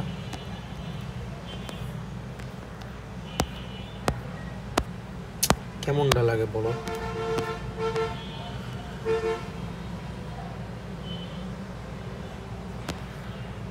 আচ্ছা ওটা প্যারা নেবে, আমি এখানে বলি যে যেটা বলতে চাচ্ছিলাম এম ইকুয়ালস টু যেটা বলছিলাম হ্যাঁ সরলের ক্ষেত্রে যে 1 প্লাস ডি ভাগ এফ সমান সমান বলতে পারি 1 প্লাস ওই ডি ভাই এফই লিখতেছি, নিচে এফই থাকলো বাট এখানে ডি মাইনাস এ দিলাম, হ্যাঁ, অথবা তোমার এসে এখানে থাকতে পারে নর্মাল এই যে ভি বাই ইউ পড়ছিল ওইটা, তাই না। আচ্ছা দেখো তো ভাই এখান থেকে কী কোশ্চেন কী কথাগুলো আমরা বলতে পারি এখানে, তুমি দেখো তো। আচ্ছা সরি, এখানে ভি ভাগ ইউ হবে,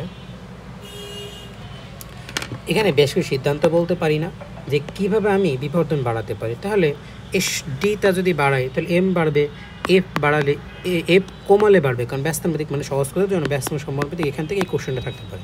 মেডিকেল অ্যাডমিশন টেস্ট 13-14 এখান থেকে কোশ্চেন ছিল নিচের কিভাবে আমরা সরল অনুবীক্ষণের ক্ষেত্রে বাড়াতে পারি, এই জন্য তোমার সমীকরণটা মনে রাখা লাগবে। তা আমরা যেগুলো সমানুপাতিক সেগুলো বাড়াবো, যেগুলো ব্যস্তানুপাতিক সেগুলো যদি কমাই তাহলে আমরা কি এম বাড়াবো, তাহলে শেষ এখান থেকে এইটুকু মনে রাখবো, তাহলে ওকে। তাহলে আমার সরল অনুবীক্ষণ সরলটা শেষ। আমরা বলছিলাম অনুবীক্ষণ যন্ত্র দুই প্রকার, একটা সরল একটা জটিল।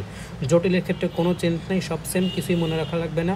ওই তোমরা জানো যে যে অভিলক্ষ অভিনেত্রের বিষয়টা আমরা জানি, ওইগুলো সেম, ওইগুলোর দরকার নেই, একই বিষয়, জাস্ট এখানে মনে রাখবো সমীকরণটা চেঞ্জ হয়। এখানে আমরা এম পড়লাম এইটা, আর এখানে আমি এম সমান সমান শুধু ভি ভাই লিখছিলাম না, আমি ওই জিনিসটাই ধরে লিখতেছি যে এখানে ভি ভাগ ইউ লিখলাম। ও আর একটা সরলের ক্ষেত্রে কিন্তু মাইনাস দিনি, বাট এখানে কিন্তু মাইনাস হবে, তাহলে ভি ভাগ ইউ, তাহলে এটা হচ্ছে ভি ভাগ ইউ সমান সমান কী লিখবা, এখানে ধরো আমরা যে 1 এখানে লিখবা হচ্ছে 1 প্লাস ডি ভাগ এফি, এটা ঠিক আছে, 1 প্লাস ডি ভাগ এফি, এটা 1 প্লাস ডি ভাগ এফি, 1 প্লাস ডি ভাগ এফি। দেখো আতসিক কাজের ক্ষেত্রে শুধু লিখছিলাম না, 1 প্লাস ডি ভাগ এফি সমান সমান এটা লিখতে পারি। এখন আমরা কি করলাম, এই দুইটা জিনিসকে একসাথে গুণ করে দিলাম, হ্যাঁ, তাহলে ভি ভাগ ইউ গুণ 1 প্লাস ডি ভাগ এফ মাইনাস দিলাম, তাহলে এটা আসলে তোমার কী হয়ে গেল, এটা তোমার আসছে যে কি কঠিন বা সরি যেটাকে আমরা বলতেছি জটিল জিনিসের বা জটিল অনুবীক্ষণ যন্ত্রের বিবর্ধন এর সম্পর্ক। এখানেও সেম কীভাবে বাড়াতে পারি কমাতে পারি কোশ্চেন থাকতে পারে, এটা মনে রাখবা। আর একটা জিনিস মনে রাখবা,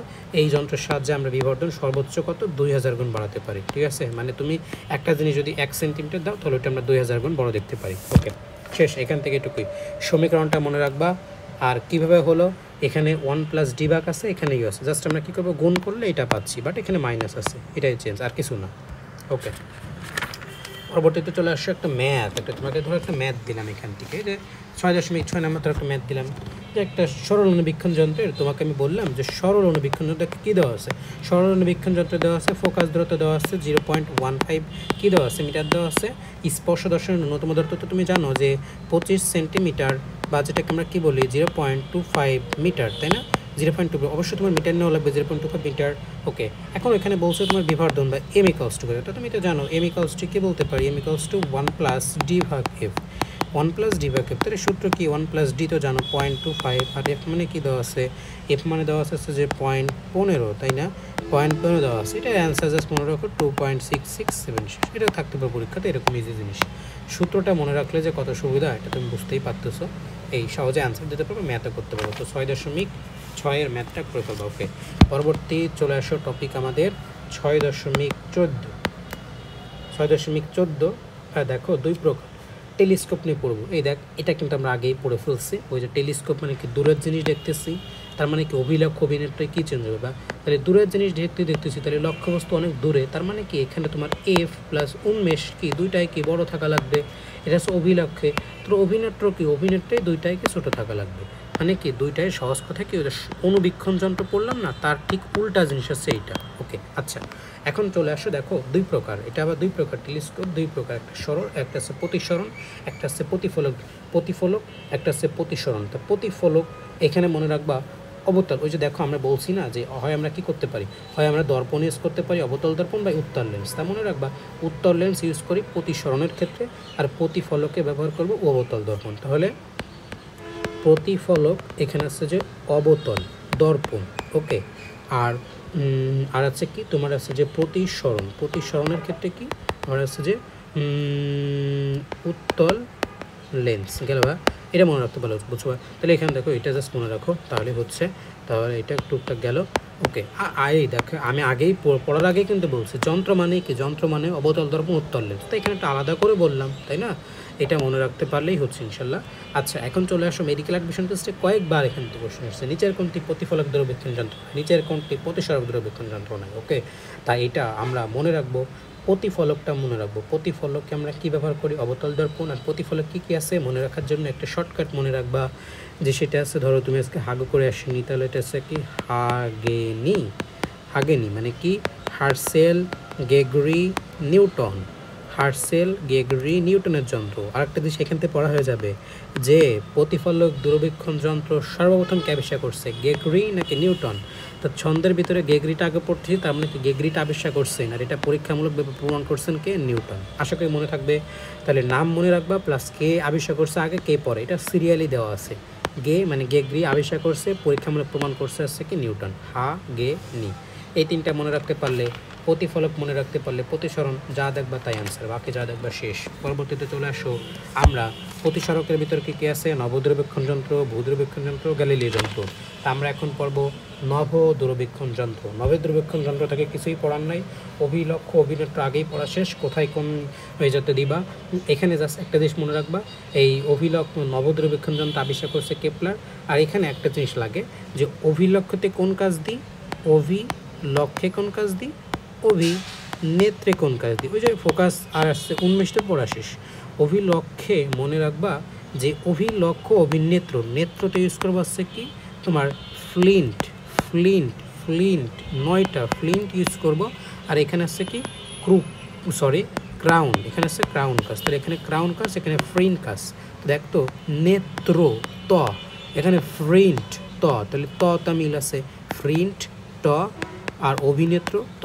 আর এখানে অভিলক্ষ, তাহলে কি ওইটা বাদে অভিলক্ষ ক্রাউন, আর নেত্র ত ক্রাউন ত, এটা মনে রাখতে পারলে আলহামদুলিল্লাহ। ওকে, গেল। এরপর আছে তুমি ওইটা আগে পড়ে ফেলছি, যে ফোকাস কোথায়, উন্মেষ কেমন কি, ওইটা আগেই বলে ফেলছি, যেহেতু দূরের জিনিস তাই এখানে অভিলক্ষে দুইটাই বড়, অভিনক্ষ দুটাই ছোটো। ওকে, এই সেম কথাবার্তা এখানে তোমার ওই যে ফোকাসের এইটা পড়া লাগবে, তোমার আসলে যে বিবর্ধনের মানটা এখানে তোমার পড়া লাগবে। তা দেখো আমরা বিবর্ধনের মানটা এখানে মনে রাখবো, এম ইকুয়ালস টু মনে রাখবো। আচ্ছা, এখানে দুইটা আছে, একটা হচ্ছে অসীম বা স্বাভাবিক দূরত্বে, একটা স্পর্শ দর্শনের দ্রব্যের দূরত্বে। তো এখানে অসীমটা পরীক্ষাতে বেশি আসে, দুইটা জিনিস থাকতে পারে, একটা মনে রাখবো অসীম বা স্বাভাবিক কথা, ঠিক আছে? অসীম আর স্বাভাবিক সেম।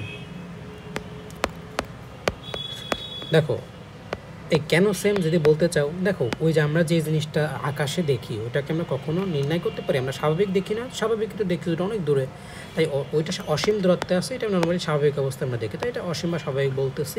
আমাদের দুইটা জিনিস পরীক্ষাতে আসে, যে এইটার বিবর্ধন বা এম এর মান নির্ণয় করো, অথবা বলতে পারে যন্ত্রের দৈর্ঘ্য বা এল এর মান নির্ণয় করো। তা মনে রাখবা এম ইকুয়ালস টু মনে রাখবা সেটা হচ্ছে কি, যে ফুফি, তা ফু দ্বারা কী বলবো, ফু, এই দেখ ফু লিখলাম, আর আছে ফি এফি, ফুফি, এটা ভাগ করলাম, আর এখানে কি করবা, গুণ করবা, ফুফিকে কি করবা, যোগ করবা, ফুফিকে জাস্ট যোগ করো, শেষ, ফুফি যোগ, তাহলে এম ফুফি গুণ, এটা আছে যোগ, শেষ। তাহলে এটা আছে আমাদের অসীমে পড়লাম। এবার এটা বলছিলাম স্পর্শ দর্শনের ন্যূনতম দূরত্ব থাকতে পারে, আর এখানেও সেম, স্পর্শ দর্শনের ন্যূনতম দূরত্ব কি, বিবর্ধন কত, এল কত, ওইটা জাস্ট দাগায় রাখো, বা এটা খুব বেশি ইম্পর্টেন্ট কিছু না আসলে, ওইটাও পরীক্ষাতে থাকতে পারে, বুঝছো? এটা বিষয়, ওইটাও জাস্ট দাগায় রাখো, বাট এটা পরীক্ষাতে বেশি আসার মতো।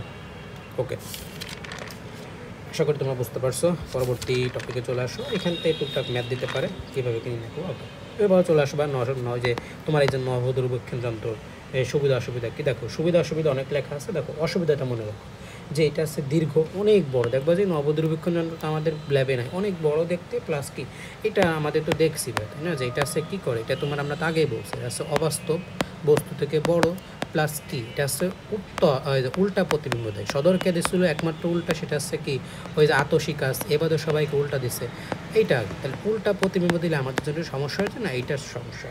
তাহলে সমস্যা দুইটা, একটা হচ্ছে কি নলটা খুবই বড়, প্লাস এটা হচ্ছে প্রতিবিম্বটা উল্টা দেয়, এটা হচ্ছে অসমস্যা, আমাদের জন্য সমস্যা গেল। ওকে, তাহলে আমরা পড়লাম প্রতিসরক দূরবীক্ষণ যন্ত্রটা পড়লাম। প্রতিসরকের ভিতরে আমরা মেনলি যেটা পড়ছি সেটা হচ্ছে তোমার নভদূরবীক্ষণ যন্ত্রটা পড়ছি। নভদূরবীক্ষণ যন্ত্র আবিষ্কার করছে কেপলার, আর এটা সম্পর্কে আমরা বলছি অভিলক্ষ ক্রাউন কাজ, অভিলক্ষ ফ্রিন কাজ। আর সূত্রটা মনে রাখবা, বিবর্ধন যন্ত্রের দৈর্ঘ্য নির্ণয় করা, বিবর্ধন এম ইকুয়ালস টু ফু ফি এটা ভাগ করব আর যন্ত্রের দৈর্ঘ্যের ক্ষেত্রে যোগ করব, শেষ। এখন চলে আসো প্রতিফলক। প্রতিফলক দ্রবক্ষণ যন্ত্রের ক্ষেত্রে কিছুই পড়া লাগবে না, বুঝছো?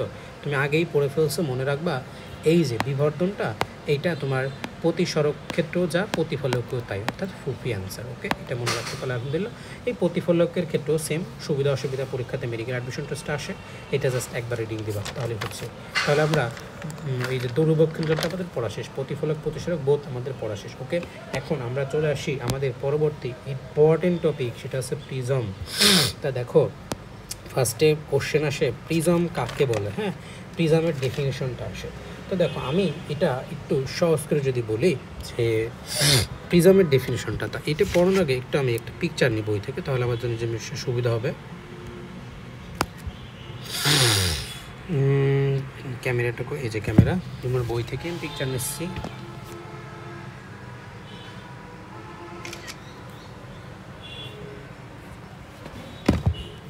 আমরা মেইন পড়ায় চলে যাই। এই যে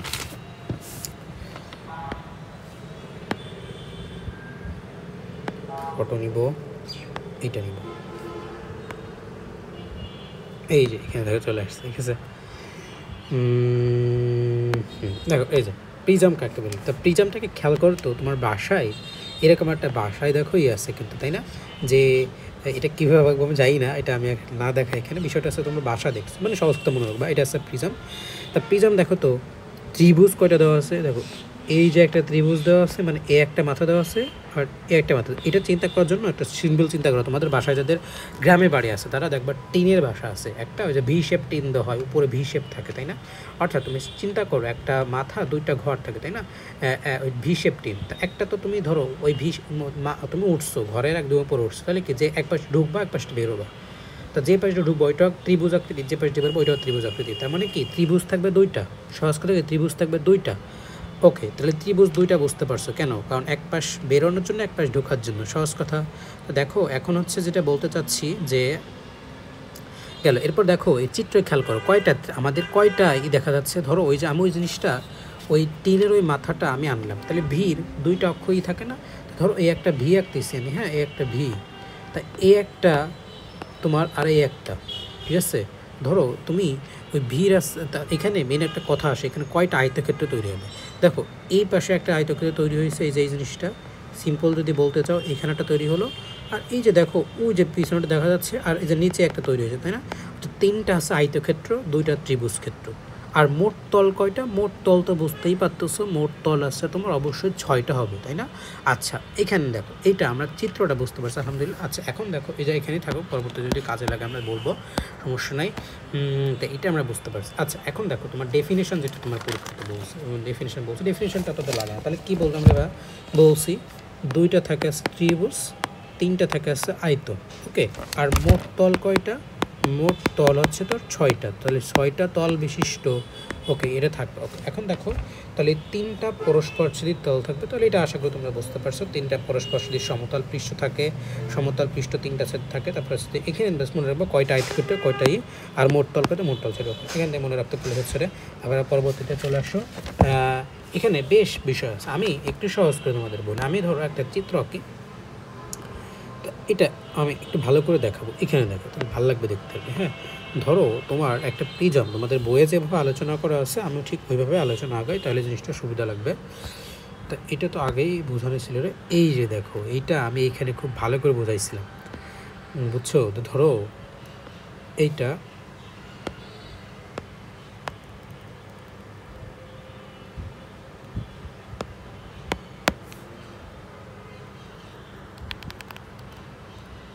এই শহরের এলাকা, এটা ওকে খুব ভালো করে মনোযোগ দিবা, তাহলে বুঝতে পারবো আশা করি। দেখো এইটা একটা প্রিজম ছিল, হ্যাঁ, তা আমি নর্মাল প্রিজমটা আঁকছি। আচ্ছা এই রেখাটা সরাবো কীভাবে? আচ্ছা দরকার না সরানো, এমনি এমনি ইনশাল্লাহ রাখবো। ধরো এই যে সেই প্রিজমের আমরা ত্রিভুজটা আঁকছিলাম, এই যে এক মাথা, এই যে এক মাথা দিছি, এই যে এক মাথা দিছি, ঠিক আছে? এই আসলে প্রিজম না আলোচনা করবো না, হ্যাঁ, তা মুছে দিলাম আলোচনার সুবিধার্থে। তো এই যে এই কোণটাকে আমরা বলে আসছে প্রিজম কোণ, প্রিজম কোণকে প্রকাশ করে আসছে এ দ্বারা। হ্যাঁ, এখানে তোমার আমি শোনো, আমি তোমাকে বোঝানোর বিষয় না, কিন্তু মনে রাখবা 5টা সূত্র মেনলি পড়বো, 5টা সূত্র পড়লে এখান থেকে পড়া শেষ, কাহিনী শেষ। আচ্ছা, এ মানে মনে রাখবা কি, এ মানে হচ্ছে কি R1 + R2, শেষ। R1 - R1 + R2। ওকে, এরপর চলে আসো যে এটা আমাদের গেল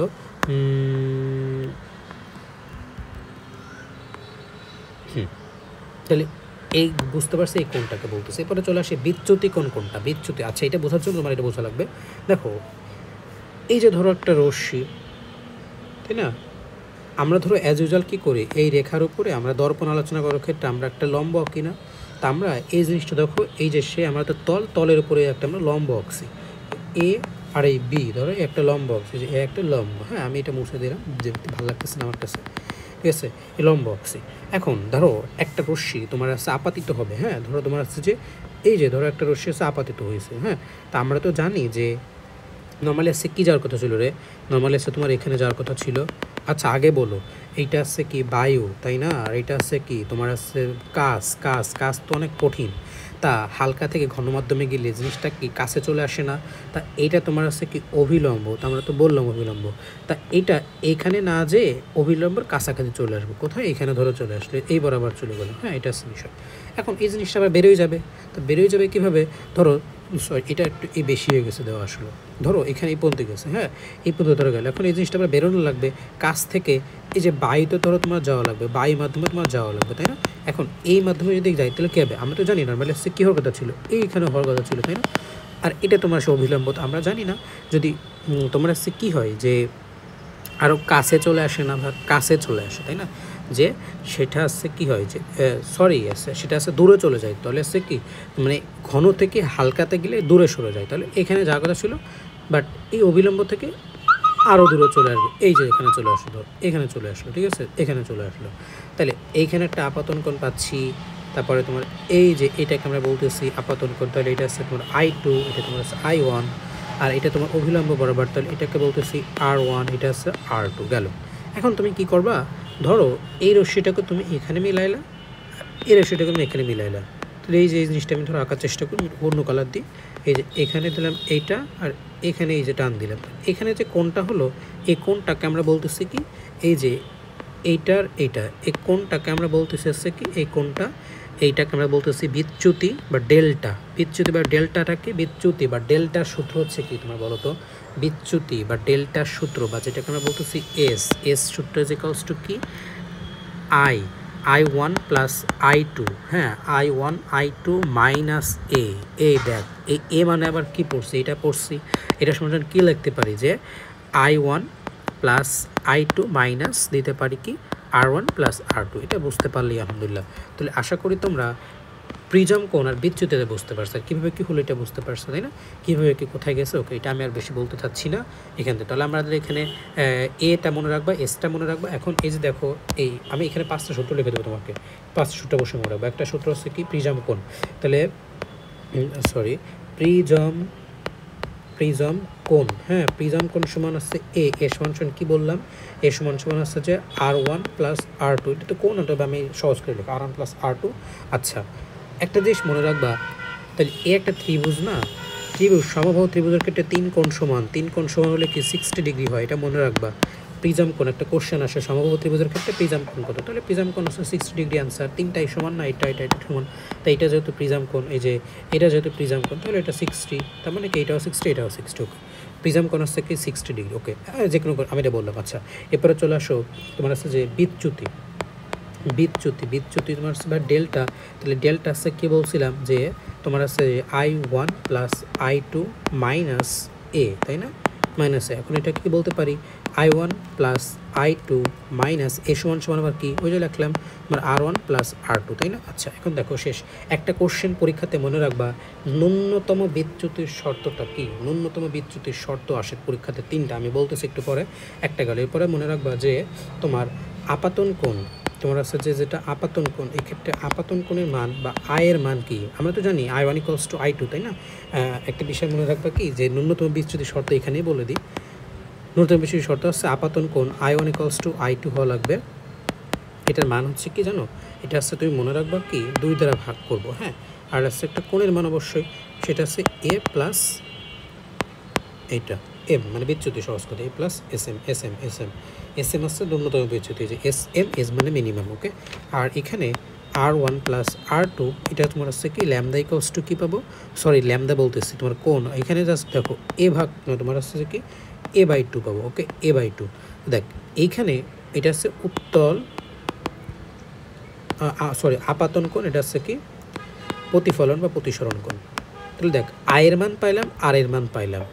এখন আয় আর আর যদি পাই তাহলে আমরা এই প্রতিসরণ অঙ্কের মানটা পাই না, তাহলে কী বলতে পারি যে সাইন আই বাই সাইন আর। তাই এখানে তুমি আয়ের মানটা বসায় দাও, তাহলে আয়ের মান যদি বসানো হয় তাহলে কী হয়, সাইন এ প্লাস এস এম ভাগ কি, এটাকে তুমি ভাগ করবা কত দ্বারা, 2 দ্বারা। আর এখানে তুমি কী লিখবা, এটা তুমি আসলে লিখবা হচ্ছে কি আর সাইন আই আর এর মান কি, আর এর মান তো তোমরা জানো এ ভাগ 2, তাই না? তাহলে এই তিনটা সমীকরণ দেখো বইয়ে তোমাদের লেখা আছে। আর এই তিনটা শর্ত আসছে লাস্টে যে তিনটা লিখলাম, তোমার আছে আপাতন কোণ, প্রতিসরণ কোণ, আর যে ওই যে তোমার আছে যে কী বলছিলাম যে আরেকটা শর্ত আছে যে সমভাবে গমন করে, মানে ন্যূনতম বিচ্যুতির ক্ষেত্রে মানে সমভাবে গমন করে রশ্মিগুলো, এটা আছে বিষয়। আর এটা আশা করি বুঝতে পারছি। তাহলে তিনটা সমীকরণ লিখছি, প্রিজম কোণ কী, বিচ্যুতি কোণ কী, আপাতন কোণ, বিচ্ছুরণ কোণ, আর আসছে প্রতিসরণ কোণ। ম্যাথ আসে পরীক্ষাতে। প্রিজম কোণ দিয়ে আর একটা সূত্র ভাবে মনে রাখবা, এই equals to R plus R one সমান সমান লিখতে পারি মিউ মাইনাস 1 ভাগ এ। ওকে, মিউ মাইনাস 1 ভাগ এ। ওকে ভাই, তাহলে সরি এটা হচ্ছে ডেল্টা, সরি এটা হচ্ছে তোমার এই এসের ক্ষেত্রে, এটা এস, মিউ মাইনাস 1 ভাগ এ। আচ্ছা, এখন চলে আসো, এইটা ছিল প্রিজম থেকে, এটুকু পড়ার দরকার নেই, বেশি ঝামেলা করলে আসলে বেশি প্যারা লাগে।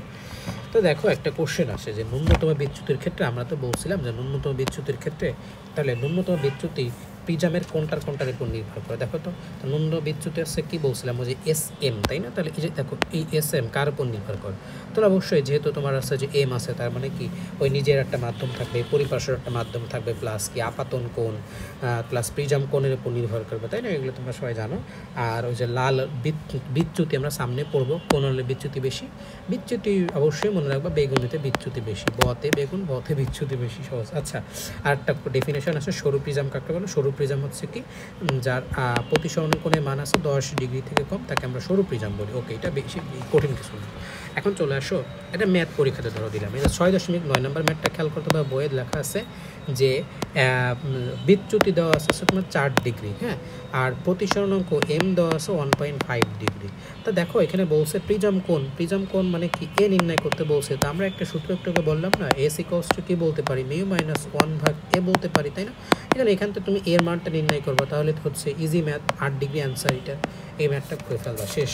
এরপরে চলে আসে আমাদের 6.18। দেখো আমি এখন যা পড়াবো মেডিকেল অ্যাডমিশন টেস্টে এই চ্যাপ্টারের সবচেয়ে ইম্পর্টেন্ট পড়া। স্যার আমরা একটা কাহিনী পড়বো, এখন আমরা একটা গল্প পড়বো, বুঝছো? গল্পর নাম আছে রঙের কাহিনী। কি রঙের কাহিনী পড়বো আমরা, ঠিক আছে? রঙের কাহিনী, রঙের কাহিনী, ঠিক আছে? তো খেয়াল করো রঙের কাহিনী জিনিসটা কি। রঙের কাহিনী কিছুই না, যে বিষয়টা হচ্ছে কি, এখানে ফার্স্টে মনে রাখবা, তোমরা তো জানো আমরা ভিজুয়েবল বা দৃশ্যমান রশ্মি 7টা আছে, হ্যাঁ, তরঙ্গ দৈর্ঘ্যের ভিত্তি করে একটা 7টা নাম মনে রাখি না, যে আমরা বেনি, আশো, হো, কলা, মানে বেগুনি, নীল, আসমানি, শতে সবুজ, হতে হলুদ, কতে কমলা, লাতে লাল, 7টা নাম আছে, মনে রাখবো ভাইয়া। বিশুদ্ধ, সহজ কথা মনে রাখো, বিশুদ্ধ রং বা বিশুদ্ধ বর্ণ কয়টা? 7টা। এই 7টা আছে বিশুদ্ধ বর্ণ, পরীক্ষায় থাকতে পারে নিচের কোনটা বিশুদ্ধ বর্ণ নয়, এই 7টার বাইরে যা আছে সেটা অ্যান্সার। পরবর্তী কোশ্চেন চলে আসো, যে প্রাথমিক বর্ণ কোশ্চেন থাকবে মেডিকেল অ্যাডমিশন টেস্টে 3বারে বা 2বার এখান থেকে কোশ্চেন আছে, নিচের কোনটি প্রাথমিক বর্ণ বা নিচের কোনটি মৌলিক বর্ণ, তাই এটা মনে রাখবো সুনীল, সুনীল প্রাথমিক আছে, সুনীল, সবুজ, নীল, লাল, ঠিক আছে? বা মনে রাখো একটা মনে রাখবা 2জন বোন এখানে থাকে, 2জন বোন থাকে, একটা সুনীলা একটা অনিলা, সুনীলা অনিলা। তা সুনীলা ও হচ্ছে প্রাথমিক বিদ্যালয়ে পড়ে বা মৌলিক, প্রাথমিকে যারা পড়াশোনা করে তাদেরকে আমরা কি বলি, ওরা মৌলিক ক্লাসে আছে, হ্যাঁ, মৌলিক ক্লাস বা প্রাথমিক বিদ্যালয়ে পড়াশোনা করে, ওর নাম হচ্ছে সুনীলা। আর একজন ছিল ও হচ্ছে অনিলা, অনিলাটা হচ্ছে কি মূল বর্ণ, মূল বর্ণ, পরীক্ষায় থাকবে মূল বর্ণ কি, তাহলে মূল বর্ণ যে অনিলা, তাহলে অনীলা সুনীলা, তাহলে অত আছে আসমানি নীল আর লাল, তাহলে আসমানি নীল লাল। ভালো করে মনে রাখবা, কোনো মিস্টেক যেন না হয়। তাহলে প্রাথমিক বা মৌলিক বর্ণ হচ্ছে কি সুনীলা, আর মূল বর্ণটা হচ্ছে কি অনীলা। শেষ গেল। এরপরে চলে আসো তুমি, তোমার কোশ্চেন থাকবে মধ্যবর্ণ কোনটা। মধ্যবর্ণ কোনটা? মধ্যবর্ণ হচ্ছে হলুদ। মেডিকেল অ্যাডমিশন টেস্টে 2বার এই কোশ্চেন আসছে। এরপরে কোশ্চেন থাকবে পরিপূরক। পরিপূরক বর্ণ কোনটা? তা পরিপূরক বা যেটাকে আমরা বলতেছি কমপ্লিমেন্টারি, কমপ্লিমেন্টারি কালার কোনটা? এটা মনে রাখবা, এই কমপ্লিমেন্টারি দেখবা এটা আছে সাথে একটা হ্যান্ডসাম কথা মনে রাখবা, হ্যান্ডসাম। তা আমি হ্যান্ডসাম লিখলাম, বানানটা এমন করে ভুল লিখলাম। তা হতে মনে রাখবা হলুদ, নীল দন্তের সাথে মনে রাখবা হচ্ছে কি তাহলে হ্যান্ডসাম দন্তের সাথে সবুজ, আর সাম সাম মতে মনে রাখবো ম্যাজেন্ডা, ম্যাজেন্ড্রা কালার। তাহলে দেখো হলুদ নীল আর আসছে কি সবুজ ম্যাজেন্ড্রা, পরস্পর আসছে কি তোমার আসছে কি পরিপূরক। এই পরিপূরক কালার মানে কি জানো, যে এই দুইটা কালার যদি মিশায় ওরা সবুজ কালার, সাদা কালার হবে। তাই এই জন্য এই হলুদ আর নীলকে পরস্পরের পরিপূরক বন বলি। এখানে সেম তো হলুদ আর নীল ছিল, এখানে তোমার সবুজ আর ম্যাজেন্ডাকে আমরা পরিপূরক রঙ বলি। তো দেখো কয়েকটা কাহিনী বললাম তোমাকে, বিশুদ্ধ রঙের কাহিনী বললাম 7টা। প্রাথমিক বা মৌলিক ক্লাসে পড়ে বলছিলাম কে সুনীলা, আর মূল ক্লাসে কে পড়ে অনীলা, আর মধ্যবর্ণকে হলুদ, পরিপূরক বর্ণকে হ্যান্ডসাম। তাহলে এই করে পড়া আমাদের হলো আলহামদুলিল্লাহ। এখন চলে আসো যেটা এই চ্যাপ্টারের সবচেয়ে, যেটা না পড়ে গেলে ফেল এই চ্যাপ্টার থেকে, সহজ কথা আমি বলবো যে কার বিচ্যুতি বেশি, কার বিক্ষোভণ বেশি, কার কি বেশি শক্তি টক্তি, ভাই কত যে প্যারা আছে। আমি একদম একটা বক্স আকারে পড়াচ্ছি তোমাকে, বক্স মনে রাখবা 100% অ্যান্সার দিতে পারবা এখান থেকে, একদম সহজ পড়া। এখানে মনে রাখবা এই ক্ষেত্রে বেগুনি বেশি, আর এই ক্ষেত্রে তোমার লাল বেশি। তা এটা তো জানো, বেগুনির তরঙ্গ দৈর্ঘ্য হচ্ছে বেনিয়াসহ কলা, বেগুনির সবচেয়ে তরঙ্গ দৈর্ঘ্য মান কম, আর লালের ক্ষেত্রে তরঙ্গ দৈর্ঘ্য মান সবচেয়ে বেশি। এটা তো জানি। এখন মনে রাখবো বেগুনিতে কী কী বেশি হয়। বেগুনিতে মনে রাখবো, দেখো বা 3টা ব মনে রাখবো। একটা হচ্ছে তোমার কি বেগুনিতে বিচ্যুতি বেশি, বেগুনিতে বিক্ষেপণ, বিক্ষেপণ বেশি, বেগুনিতে বিচ্ছুরণ বেশি। তাহলে কি পড়লাম? বিচ্যুতি, বিক্ষেপণ, বিচ্ছুরণ সব বেশি কার? বেগুনিতে। তাহলে লালে সবচেয়ে কম। তারপরে প্রতিসরণাঙ্ক, প্রতিসারণাঙ্ক আর একটা নাঙ্ক আছে, সেটাকে কি বলি? কম্পাঙ্গ। তাহলে কম্পাঙ্গ, তাহলে কম্পাঙ্গ, প্রতিসরণাঙ্ক আর একটা জিনিস ই বা শক্তি। এই যদিও এই চ্যাপ্টারে পড়া না, তাহলে এইগুলো আসছে ভিতে বেশি, তাই না? এটা তোমরা জানো না, ভি ইজ ইকুয়ালস টু, আমরা কি জানি যে V is equals to F lambda, তাই না? তো দেখো তো আমরা এফ সমান কি বলতে পারি? এফ সমান সমান বলতে পারি না যে ভি ভাগ ল্যামডা। দেখো তো এই যে সমানুপাতিক না, যে ভি যার কম তার এফটা বেশি, তাই না? যে অর্থাৎ মানে এই কম্পাঙ্ক বেশি কার? কম্পাঙ্ক বেশি আর কম তরঙ্গ দৈর্ঘ্য। তো কম মানে তরঙ্গ দৈর্ঘ্য যার কম তার এফ বেশি। তা এই সবচেয়ে কম কার? সবচেয়ে কম বেগুনি, তাই বেগুনিতে সবচেয়ে কি কম্পাঙ্ক বেশি, এটা তো বোঝাই যাচ্ছে। আর শক্তির ক্ষেত্রে তো তোমরা জানো E equals to C H ভাগ ল্যামডা। এখানে তো সেম, বেগুনিতে তোমার কি তরঙ্গ দৈর্ঘ্য কম, তাই ই বেশি। তাই আমি এই কারণে বললাম যে এই বিষয়গুলোতে বেগুনি বেশি, তার মানে কি এই বিষয়গুলো লালে সবচেয়ে কম। আরেকটা কোশ্চেন মনে রাখো তাহলে, লালে আলটিমেটলি কী কী থাকে? লালের ক্ষেত্রে জাস্ট মনে রাখো বেগটা বেশি, কারণ তোমরা তো জানো V equals to F lambda, তাই না? এই যে ল্যামডা যার বেশি ভি তার বেশি, তাহলে ভিটা বেশি হচ্ছে। ওকে, আর একটা জিনিস মনে রাখো ফোকাস দূরত্ব, ফোকাস দূরত্ব কি লালে বেশি। আর একটা মনে রাখতে পারো সংকট কোণ বা থিটা সি, এটা লালে বেশি। তো দেখো তো এখান থেকে এই পয়েন্টগুলো মনে রাখতে পারলেই হচ্ছে না। তা কোশ্চেন থাকবে নিচের কোনটিতে তোমার বিচ্যুতি বেশি, কোনটিতে বিক্ষেপণ বেশি। তাই এটার ডিপেন্ড করতেছে কি এই ল্যামডা। ল্যামডা যার কম তার এই সব বেশি, ল্যামডা যার বেশি তার এইগুলো কম, ঠিক আছে? তাহলে এইগুলো সব আসছে কি ল্যামডা, বেগুনিতে ল্যামডা সবচেয়ে কি কম, তাই না? তাই এই সব কিছু বেশি বেগুনিতে। কতবার যে এখান থেকে কোশ্চেন আসছে মেডিকেল ডেন্টাল, অনেকবার জাস্ট গুণ বা খালি কতবার কোশ্চেন আসছে। তো এই রঙের কাহিনী আর এই যে 6.18 যে টপিকের আন্ডারে পড়ালাম, এইটা কিছু এই চ্যাপ্টার কিছু না পড়ার পর এইটা অবশ্যই পড়ে যাবা। যে কয়েকটা জিনিস পড়ালাম 5 মিনিট লাগবে পড়তে, এই জিনিসটা পড়তে। আশা করি ইনশাল্লাহ এখান থেকে 1 মার্ক অবশ্যই কমন পাবা। ওকে, গেল। পরবর্তী চ্যাপ্টারে আচ্ছা এখানে যে ডেফিনেশনটা বলছে বিচ্ছুরণ, এই বিস্তরণ আবিষ্কার করছে নিউটন। আর বিস্তরণ কাকে বলে? বিস্তরণ আছে ওই যে কোনো একটা প্রিজম ধরো ছিল, প্রিজমের মধ্যে যখন সাদা আলো যাবে, ওই সাদা আলো দিলে কি ওই 7টা বর্ণ পাবো আমরা, বিস্তরিত হবে 7টা বর্ণ, এইটাকে আমরা বলতেছি বিস্তরণ। ডেফিনেশন লাগবে না মেনলি। আর এই যে মনে রাখবা যে বিশুদ্ধ বর্ণ কী আছে, প্রাথমিক বর্ণ বা যেটাকে বলছিলাম মৌলিক বর্ণ, ওটা কি, ওটা আছে কি সুনীলা, আর মূল বর্ণতে অনীলা পড়াশোনা করে, তাই না? তারপরে আছে তোমার পরিপূরক বর্ণ কি, টুকটাক এগুলো মনে রাখতে পারলেই হচ্ছে। ওকে, আচ্ছা এরপরে চলে আসো, বেশ কিছু কাহিনী বলবো তোমাকে। যে একটা জিনিস মনে রাখবা যে রংধনু, একটা আছে রংধনু, রংধনুর জন্য কে দায়ী? রংধনুর জন্য মনে রাখবা প্রতিফলন, প্রতিসরণ, আর একটা হচ্ছে কি বিক্ষেপণ, বুঝছো? বিচ্ছুরণ এইটা দায়ী। তবে তোমাকে যদি একটা অপশন থাকে রংধনু তৈরি হয় কার জন্য, তাহলে অ্যান্সার হবে প্রতিসরণের জন্য। আর যদি অ্যান্সার থাকে, একটা কোশ্চেন ছিল আর কি মেডিকেল অ্যাডমিশন টেস্টে, বুঝছো, যে 19-20-এ নিচের কোনটির জন্য রংধনু দায়ী নয়? তা রংধনুর জন্য দায়ী হচ্ছে 3টা, প্রতিফলন, প্রতিসরণ, বিচ্ছুরণ। আর স্পেসিফিকলি মনে রাখবা প্রতিসরণটা দায়ী বেশি। ওকে, তারপরে একটা কোশ্চেন মনে রাখবা, আকাশ নীল দেখায় বা আকাশ লাল দেখায় কেন? কারণ হচ্ছে তোমার বিক্ষেপণের জন্য, বিক্ষেপণ মনে রাখবা কি বিক্ষেপণের জন্য, তাই না? আচ্ছা আর একটা কোশ্চেন আসে যে ওই যে আমরা বিপদ সংকেতে কোন দৈর্ঘ্য দিব? তা বিপদ সংকেতকে দেখবা অ্যাম্বুলেন্সে লাল কালার দেয়, কেন লাল কালার দেয়? কারণ কি এই তরঙ্গ দৈর্ঘ্য এর বিক্ষেপণ কম, তাই না? মানে কি কম দূরে ছড়ায় যায় আর কি। তো একটা জিনিস কি যেটা কমে ছড়ায় সেটা অনেক ভালো দেখা যাবে দূর থেকে, তাই না? অর্থাৎ এই জিনিসটা দূর থেকে অনেক ভালো ক্লিয়ার দেখা যায়, যার তরঙ্গ দৈর্ঘ্য বেশি সেটা অনেক দূর থেকে দেখা যায়। দেখবে এই জন্য ওই যে যারা ইসে থাকে তোমার ওই যে অ্যাম্বুলেন্স সব জায়গা বা বিপদসঙ্গীতে লাল কালার দেয় আর কি, যাতে দূর থেকে জিনিসটা ভালো দেখা যায়, ক্লিয়ার দেখা যায়, যাতে না ছড়ায় যায় সহজে আর কি। ওকে, আর ওই যে আর একটা জিনিস মনে রাখবা যে চাঁদের আকাশে কেন কালো দেখায়? কারণ কি চাঁদের আকাশে কোনো বিক্ষেপণ নাই, তাহলে বিক্ষেপণ নাই চাঁদের আকাশে, তাহলে চাঁদের আকাশ কালো দেখাবে। ওকে, তাহলে এইটা মোটামুটি পড়া। তাহলে এই চ্যাপ্টার থেকে টুকটাক এইগুলোই পড়া ছিল। তারপরে যার একটা দেখো ভাই, এই যে 6.19 নম্বরে বলছে, এটা তো জানো যে বেগুনের তরঙ্গ দৈর্ঘ্য সবচেয়ে কম, মেডিকেল 22 আসছে।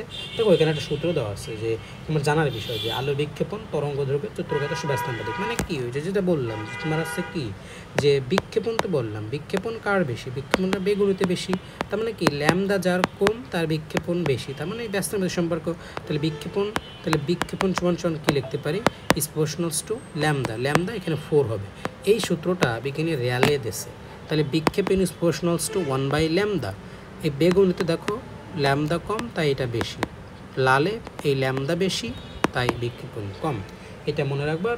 ওয়ালস্টোন একটা সৌর বর্ণালী ব্যাখ্যা করছে, এটা তো জানো, এটা জাস্ট মনে রাখবা, বোঝার কিছু না। এই তো তাহলে দেখো বা এই চ্যাপ্টারে টুকটাক এগুলোই পড়া ছিল। ওকে, আর একটা লাস্ট টপিক খুবই গুরুত্বপূর্ণ, এখন আমরা পড়বো চোখের ত্রুটি। যেহেতু লেন্স টুকটাক পড়ে ফেললাম, মনে রাখবা একটা বক্স পড়াই দিব 1 নাম্বার কোশ্চেন কমন একদম।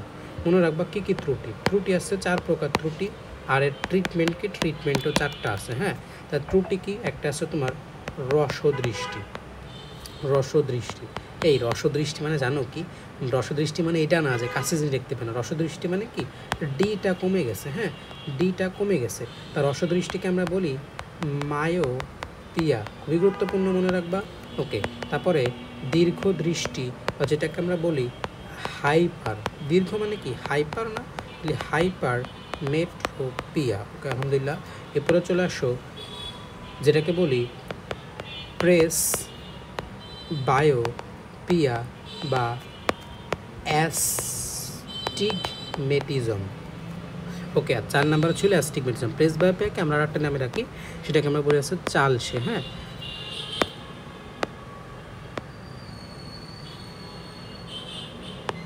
মজার জিনিসটা এটা।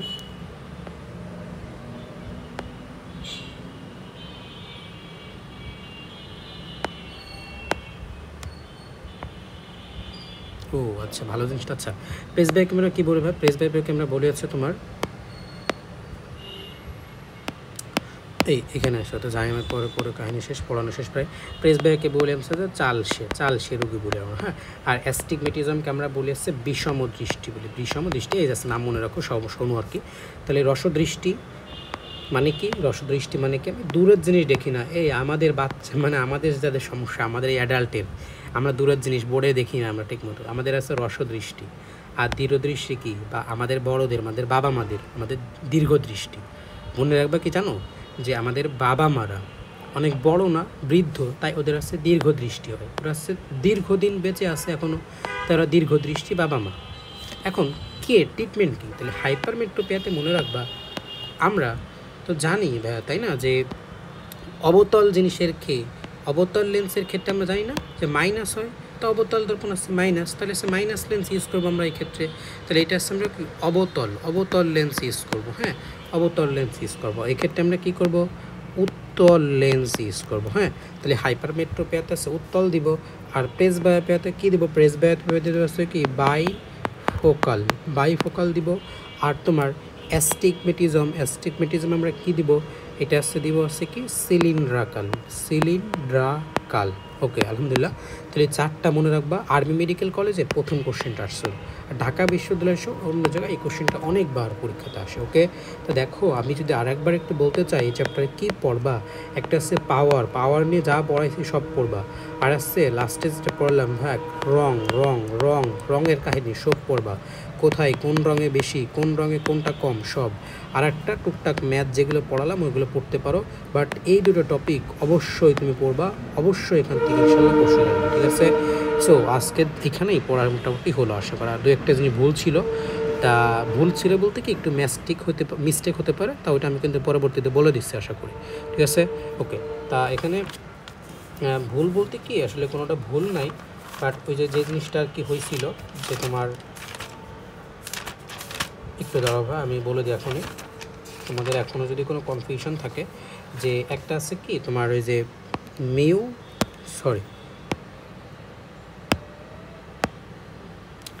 তোমার একটা ছিল হচ্ছে কি ভাই, একটা ছিল হচ্ছে মিউ অফ ডাব্লু, আর একটা ছিল কি মিউ অফ গিলাস। কোনটার মান কত, দেখো মিউ অফ ডাব্লু যেটা, হ্যাঁ, কাছের প্রতিসরণাঙ্ক হচ্ছে কি 1.5। দেখো কাছ একটি কঠিন না, তাই 1.5, আর ওয়াটার তেমন তো শক্ত না, তাই এটা হচ্ছে 1.33। তা দেখো কোনটা, একটা ছিল হচ্ছে তোমার কি 4.3, এই দেখো তাহলে 4.3, তাহলে 4.3 কত আছে দেখো তো, তাহলে 3/2 আসছে কি, তাহলে হচ্ছে 3/2 দিলে হচ্ছে 1.5 হয়, তাহলে এখানে হচ্ছে তোমার একটু দাঁড়াও তো, একটা হচ্ছে তোমার কাছে আসছে 3/2 হবে, আর এখানে হচ্ছে 4/3 হবে। আশা করি তোমরা বুঝতে পারছো, আমি একটু এটা কনফিউশনটা ক্লিয়ার করে নিই। তো একটা হচ্ছে তোমার একটা হচ্ছে MW, যেটা এমজিটা হচ্ছে তোমার কী হলো তাহলে 3/2 1.5, এটা হচ্ছে তোমার 1.55, এটা হচ্ছে তোমার 1.3। ও, আশা করি ইনশাল্লাহ তোমরা এখন কোনো ভুল হবে না ইনশাল্লাহ, এটা ঠিক আছে। ওকে, গেল, ভালো থাকো।